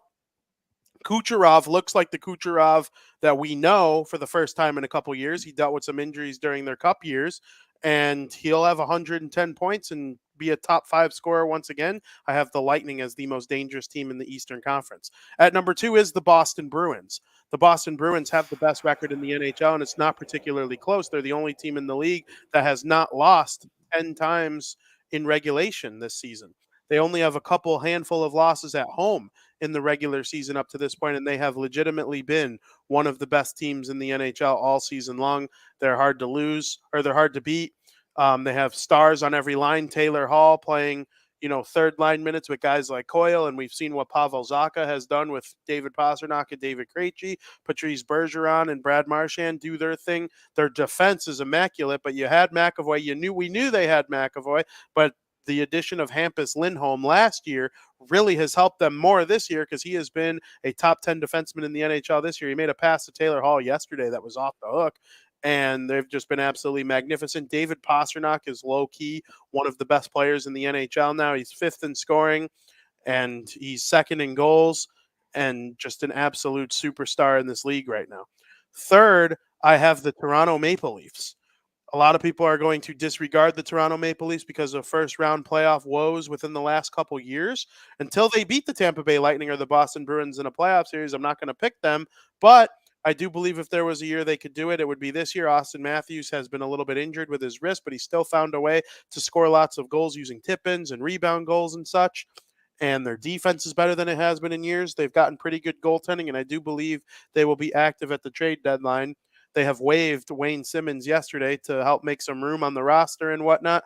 I do think with guys like Mark Giordano and Morgan Riley and Timothy Liljegren, their defense has been outstanding. And if there was a year for the Leafs to finally break through, I do think it could be this one. We'll see if anything comes of it, but I have them as the 3rd most dangerous team in the East right now. At number 4, I have the Carolina Hurricanes, who, as everything you said about how good they are defensively, and they don't have that one guy who is just taken them to the next level offensively. I believe that both Sebastian Aho and Andrei Svechnikov are capable of being those types of guys. They haven't been this year. That doesn't mean they aren't, but they just haven't been this year. And I don't know if they're going to be this year. If they're point per game player are better next year or the year after, everyone should be 0% surprised. You should want them on your fantasy teams. They're unbelievable. But as of right now, the Hurricanes under Rod Brindamore are playing a very team-orientated game, and that could be why that they're not necessarily like this juggernaut offensively, because everything is by committee. And with Pesci and Burns, leading the way on the blue line, they had and Slavin and just great defenders. And you brought up Kochetkov, who's playing with the Chicago Wolves. We saw Kochetkov get a shutout in person on Friday when we went to the game, and he was unbelievable. He'll be an option for them. I think it's interesting that they are using Freddie Anderson and Antti Ranta this season, but with the way they spend their money, they kind of have to. Kochetkov will be there, even as soon as this year, but certainly next year and beyond.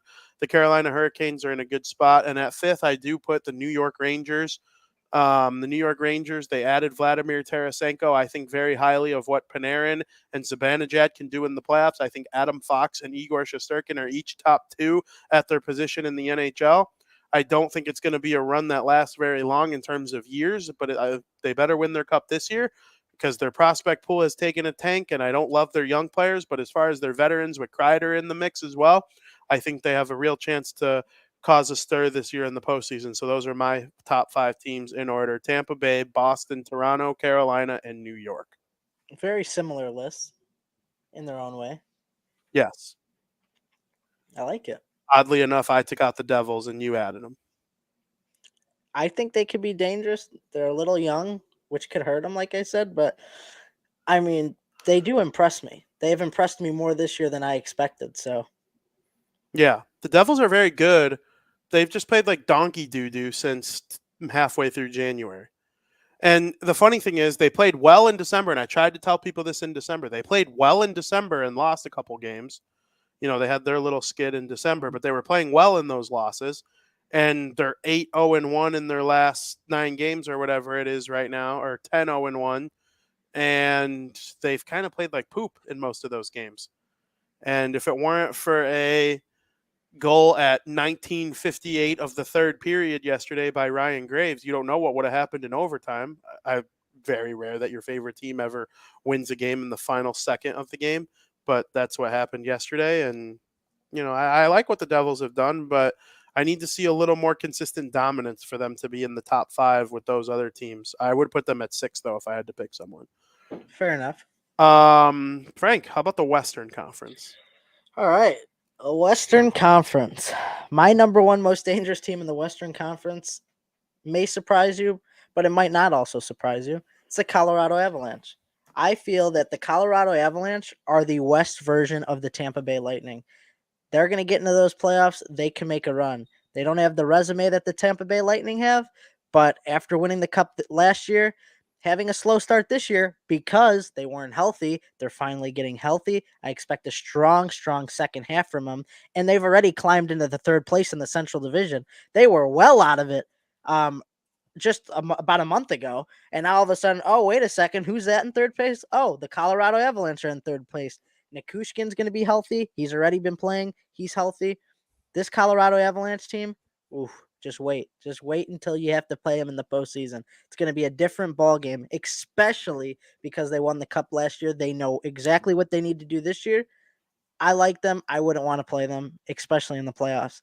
Number 2, Dallas Stars. First in the Central Division. Robertson having a fantastic year. Hintz having a great year.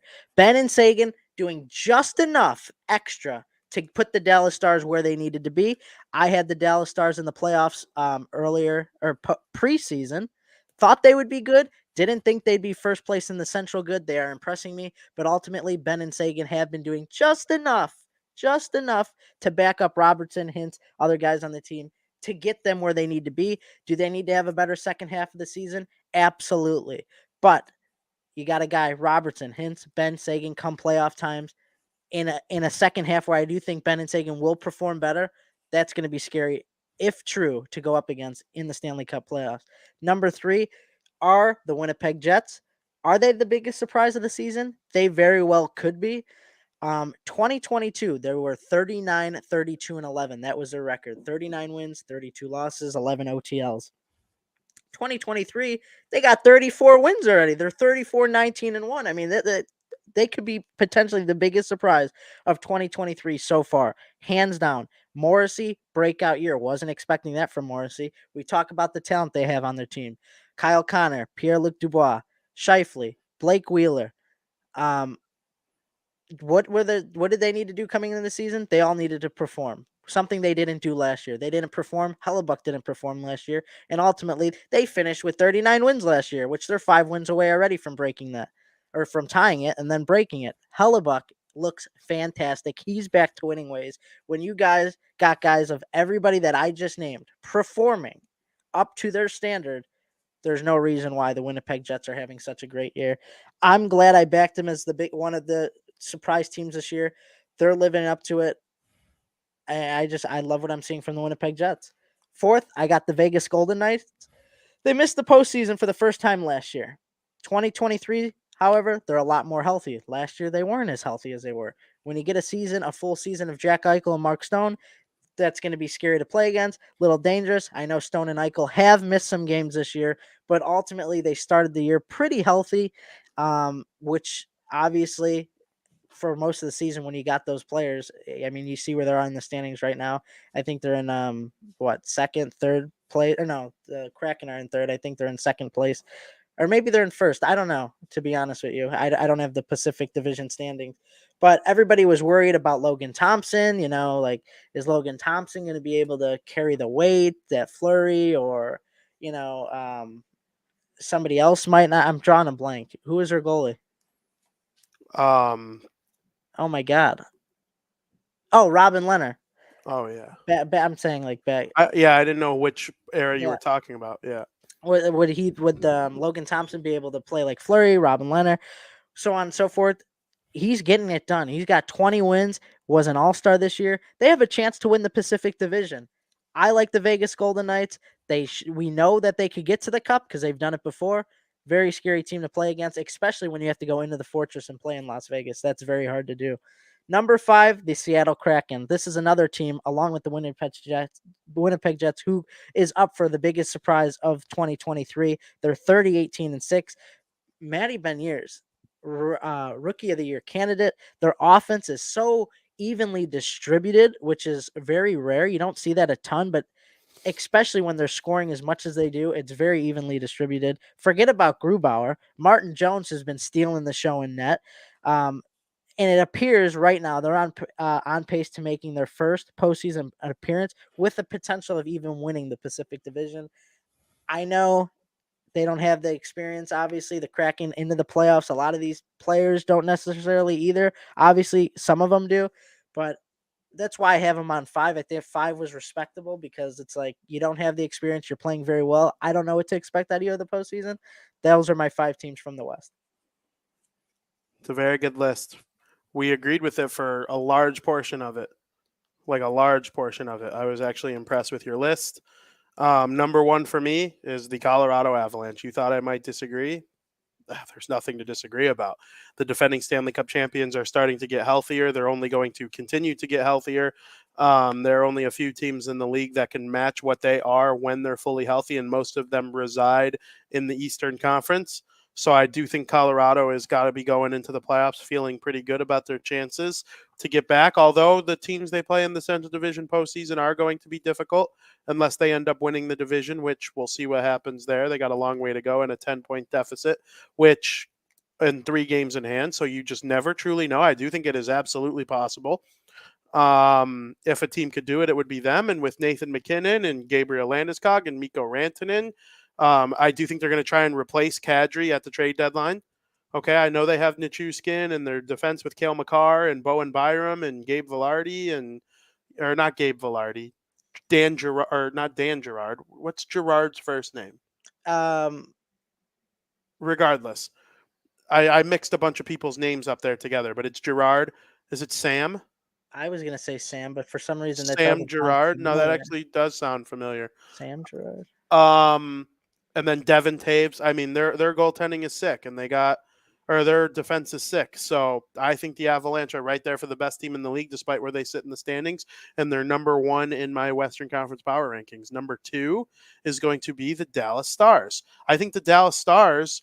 Now, I do think Colorado makes a trade for a center. Is it going to be O'Reilly? Is it going to be Taves? We'll see who they go for. I do think they'll make another move.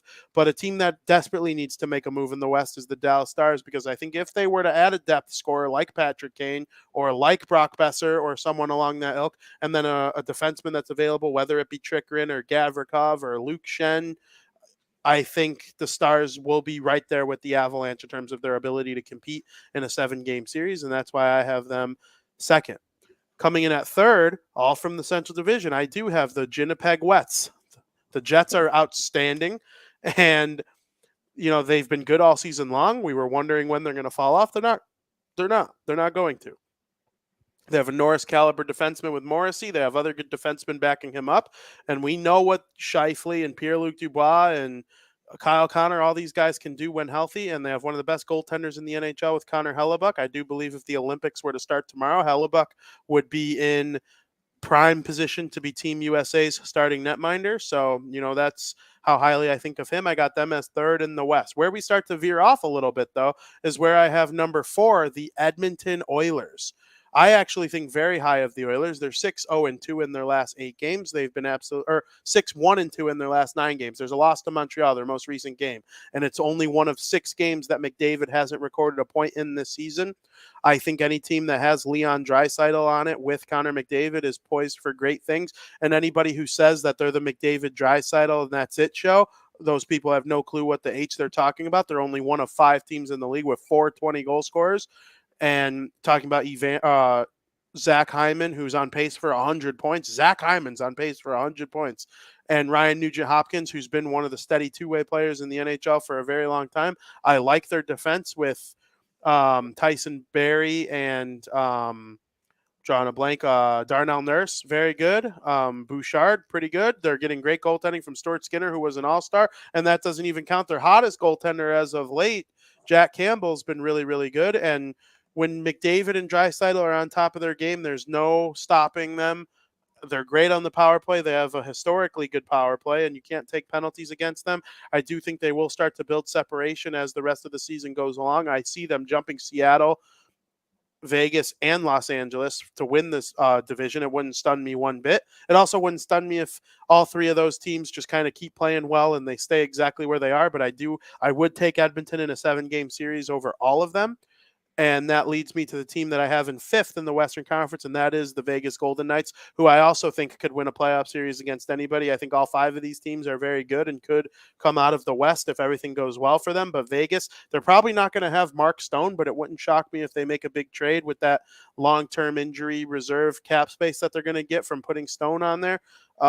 They have Pietrangelo and Eichel and they don't have Pacioretty anymore. Marcia Sultan, Wild Bill Carlson, Riley Smith is having a really good year.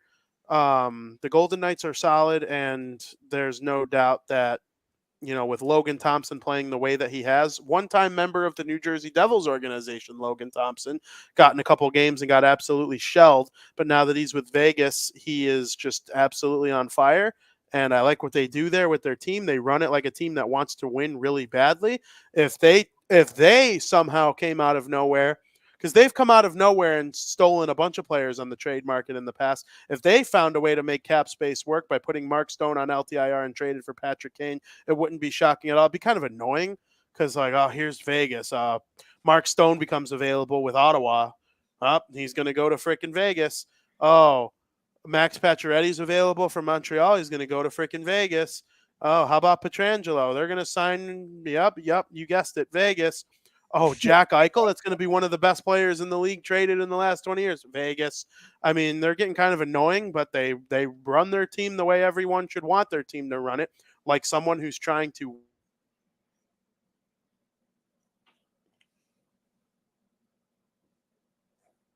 Hello? Were you able to hear all that? No, you're frozen. I think we might have lost Frankie. Hello? I don't know if we lost Frankie or if Frankie lost me, but as of right now, Were you able? What part of that weren't you able to hear? I got to the Eichel, and then how I have every no team. clue if it's me or if it's Frankie that is currently dealing with the Walmart connection, but I'm just going to keep talking. The Vegas Golden Knights, they were the best team in the or the fifth best team in the Western Conference for me. So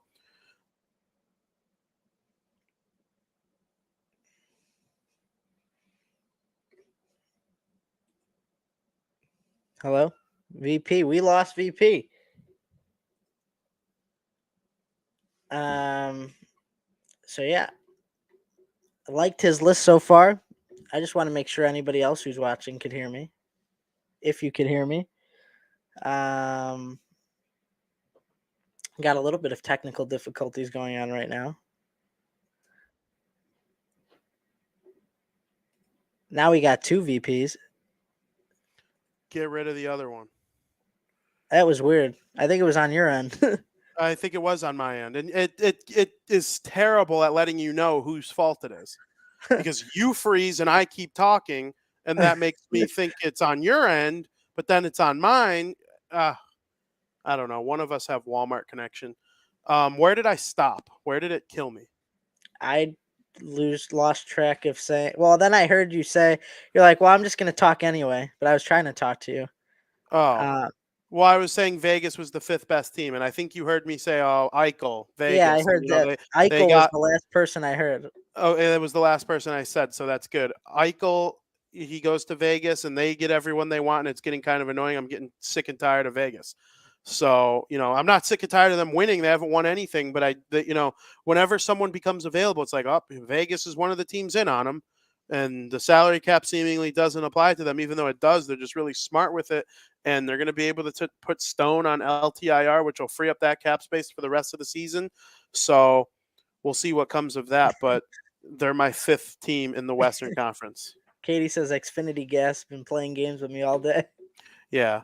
I mean, that's what happens. Sometimes we put our faith in the robots, and sometimes They they take got a us shit by on the our face. balls. They I'm got us telling by you. the balls. That's just the way it is. They shit on our face, these robots. But yeah, of those teams, narrow it down to the three best in the NHL. I didn't write this down, but I knew I'd be putting your ass on the spot. The three best in the NHL, huh?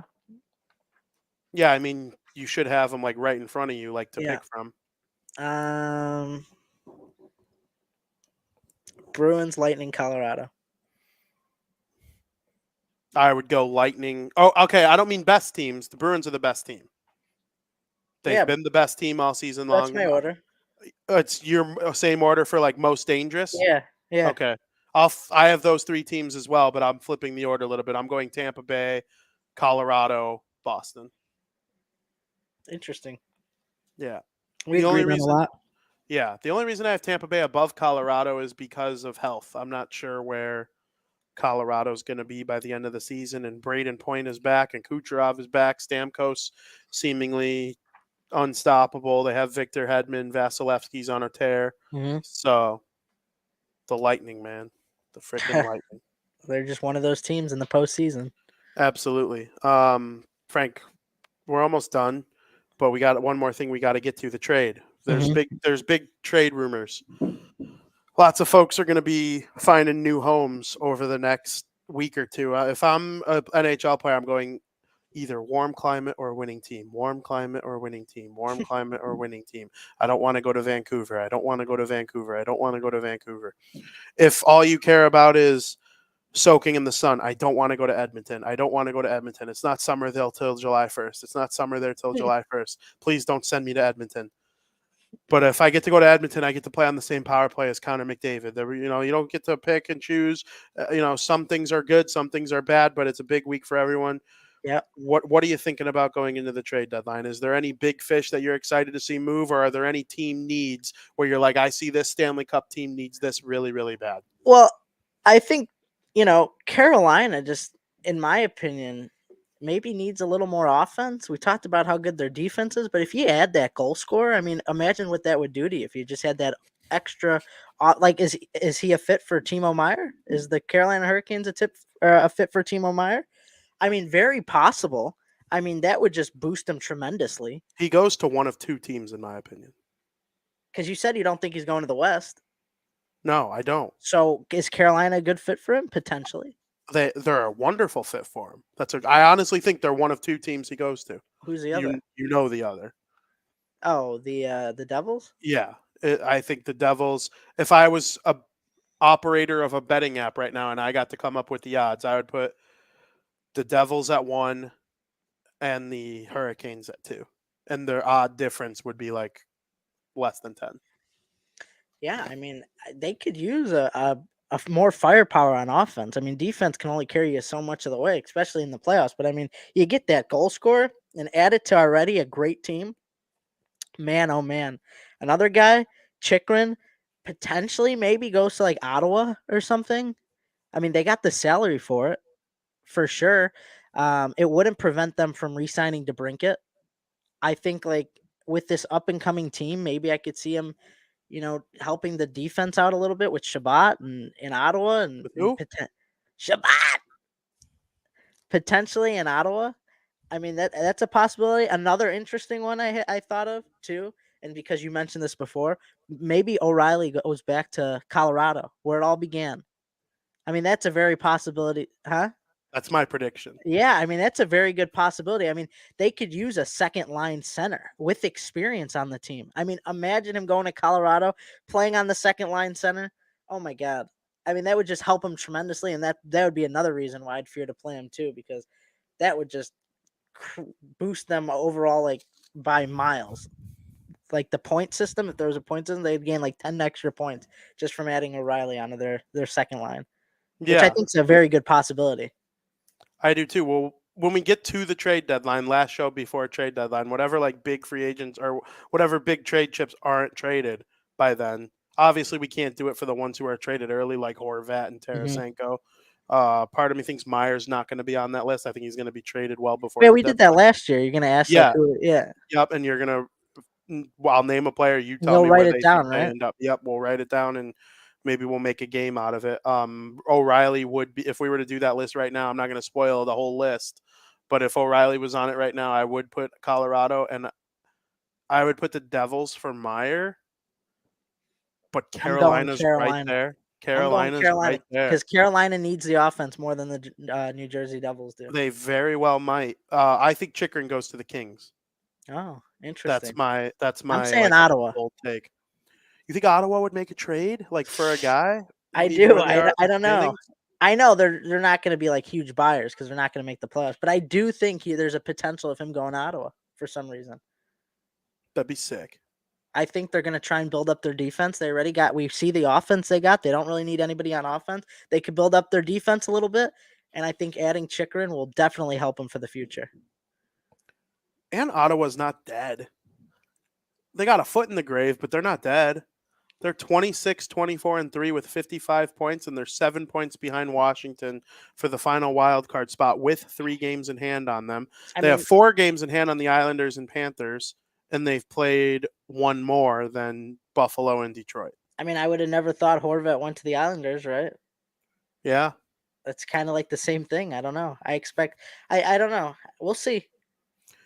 Ottawa's biggest problem isn't making up a 7-point deficit between them and Washington. It's jumping Detroit, Buffalo, Florida, Yeah. New York, and Washington. It's hard to jump that many teams. Yeah. But It'll be interesting. All right, Frank. It is the moment you've been waiting for. It is America's favorite podcast segment of the week. Breaking Bets.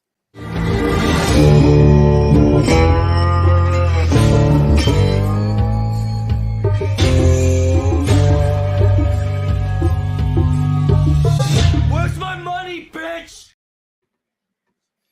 I legit think the Breaking Bad commercial was my favorite commercial from the Super Bowl.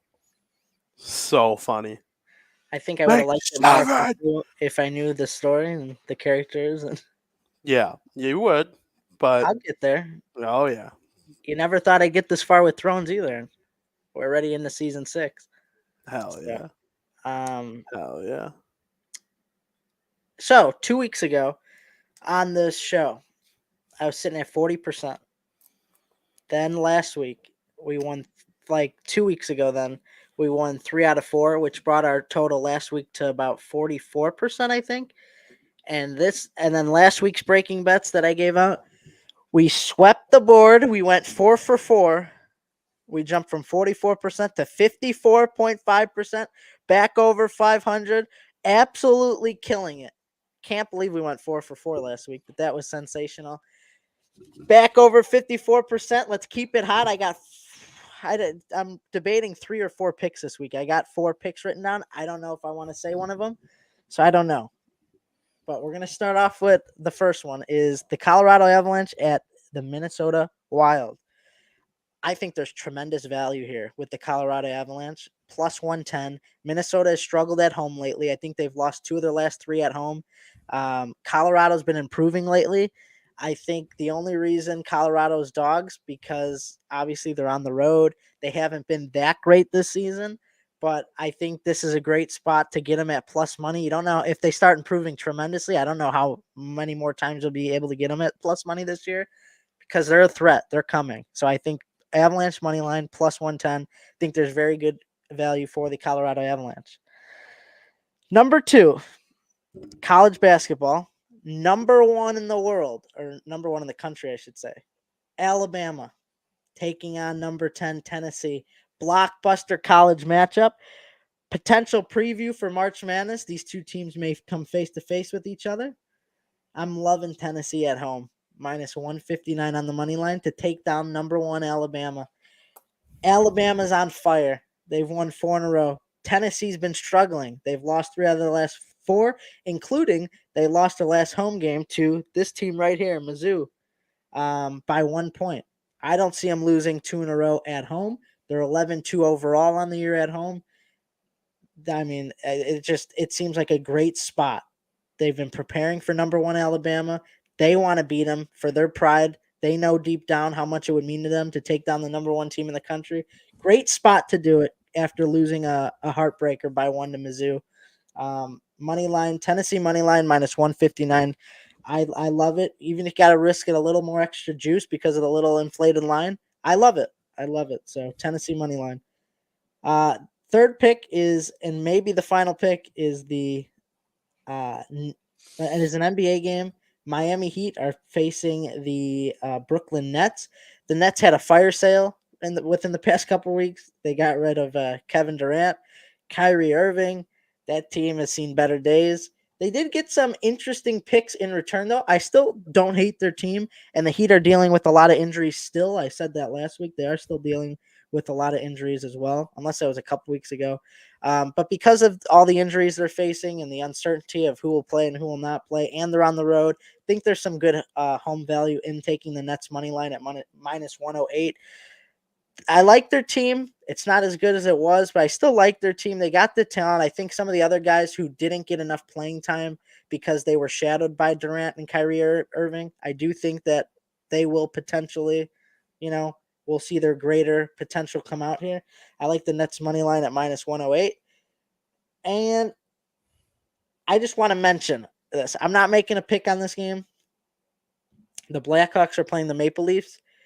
This is the highest line I've ever seen in hockey. The Maple Leafs are minus 560. If you look on the ESPN app, they're minus 650, which is because Austin Matthews is making his return tonight. That's ridiculous, though.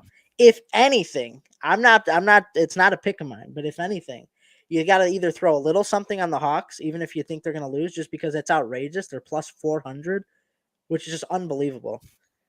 Or even 2.5 goals on the Blackhawks, which is still, if you take them plus 2.5, it's minus 107, which is just unbelievable. That's like a normal line, plus 2.5 goals. I'm not picking it. It's not one of my picks, but I just to mention it because it's like something unreal, like I've never seen before. It's just unbelievable. There you have it. That it doesn't make much sense to me. What? It's like I don't get why the line is that big. You can't take Toronto. Yeah, no. You would have to risk. You could bet $1,000 on Toronto and you would win less than 200. The risk is not worth the reward. Yeah, no. But you could bet $25 on the Blackhawks and make $100. Like it seems like there's just value just to throw out there. If you're okay with potentially losing the money, I think there's no value in Toronto. I just don't get it from a hockey point of view either. That like, is that what it's like when the Devils play the Blackhawks? No, it Is was that what like it's the like? Devils were in like the high twos, low threes. I think. Why the Leafs and why the Hawks? I think because Austin Matthews is making his return. Every team has elite players, though. I don't agree with it. It's weird to me, and there's no value whatsoever. $56 would win you $10. There's no value there. I'm not risking $56 to net me $10.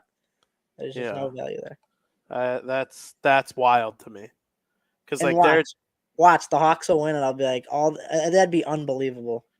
I feel like the Bruins weren't that big of favorites. No, they weren't. This happened many years ago with the Houston Astros. They were home against the Detroit Tigers, and Verlander was pitching, and it was one of the biggest lines in MLB betting history. The Astros were like minus 560 or something like that, similar to this. Astros lost. All the people, I get to lock Verlander at home against the lowly Tigers. It's even dumber in baseball. Baseball's the least lock of a sport there is. And the Tigers ended up winning, and they were like +4 something, just like the Hawks. It was unbelievable. Like, there's just no value in that. You can't do that. Yeah. He's secretly throwing, not counting towards your little. I'm not doing it as part of this. You're not doing it as part of this, but are you throwing a little something on the Hawks? If you don't and the Hawks win, you're gonna be mad as fuck. That's a conversation I had with Joey on Super Bowl. Joey's like, I kind of feel like I'm losing out on money if I think something's gonna happen and I don't do it and it ends up happening. You know what I mean? I had AJ Brown anytime touchdown score in on the app. And you didn't do it. I clicked the X and it happened. Not only did it happen, it happened less than 10 minutes later. And doesn't it it feels like you lost? Yes. There's like, oh yes. Yes. I hate when that happens. Truly horrible. Absolutely horrible. Well, that's our show. We had a wonderful time recapping Super Bowl LVII. The Kansas City Chiefs are the Super Bowl champions of the world by a final score of 38-35, a game-winning field goal over the NFC's champion, the Philadelphia Eagles. We are excited to see both of those teams and the rest of the NFL enter the offseason, in which Frankie and I's Chicago Bears do hold the number 1 overall pick. And then we have other teams we cheer for along the way as well. Frankie really likes himself the Pittsburgh Steelers. I've become a big New England Patriots guy over Tom Brady's career. Obviously, the Bucs. We'll see what happens with them going forward as well. The Tom Brady teams, the Chiefs, the whole connection with Fansided. That's fun to watch. I love my Jaguars, who I'm covering for Fansided. See what happens with Burrow and the Bengals. My LSU Burrow love. So very excited for all these NFL storylines in the offseason. And then in the NHL, the trade deadline looms large. It's the nitty-gritty portion of the season for a lot of these teams. And pitchers and catchers officially reported to spring training today. So make sure you report to SouthsideShowdown.com to read all of my Chicago White Sox stuff and DeWindyCity.com for all of my Chicago Cubs stuff, in addition to Blackhawks and Bears as well. Of course, Black and Teal for the Jacksonville Jaguars coverage, and then all my NHL coverage can be found. Blackhawks at the Windy City, Devils at Pucks and Pitchforks, and the rest of the league as a whole at puckpros.com. Frankie's entire catalog of articles can be found at apptrigger.com of the Fansided Network, covering everything and anything video game related. Frank, what do you got coming up? Well, I think the hottest thing right now has been Hogwarts Legacy. It's been the big talk in the video game world. I mean, everybody's been playing it. People who love Potter, people who don't love Potter, people who just like RPG games in general are getting it.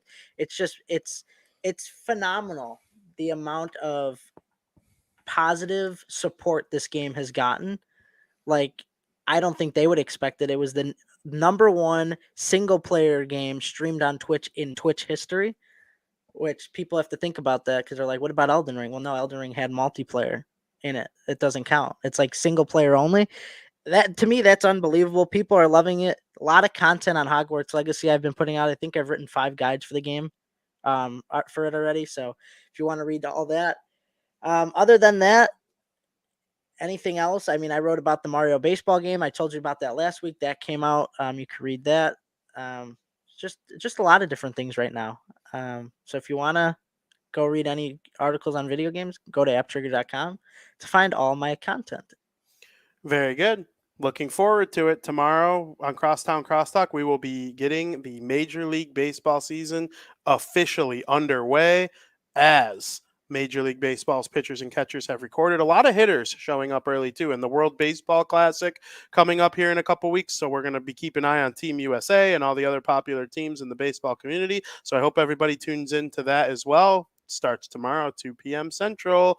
Can't wait to see everybody talking some baseball. Frank, it's been a good show. Everybody in the chat, I can't thank you enough for joining in and watching / listening as always. And we hope everybody has a safe, fun, incredible rest of the weekend. Go out and see Ant-Man and the Wasp: Quantumania. Frank and I will be joining each other to watch it tomorrow. Very excited to give a review on that coming up next week. And as always, thank you for listening.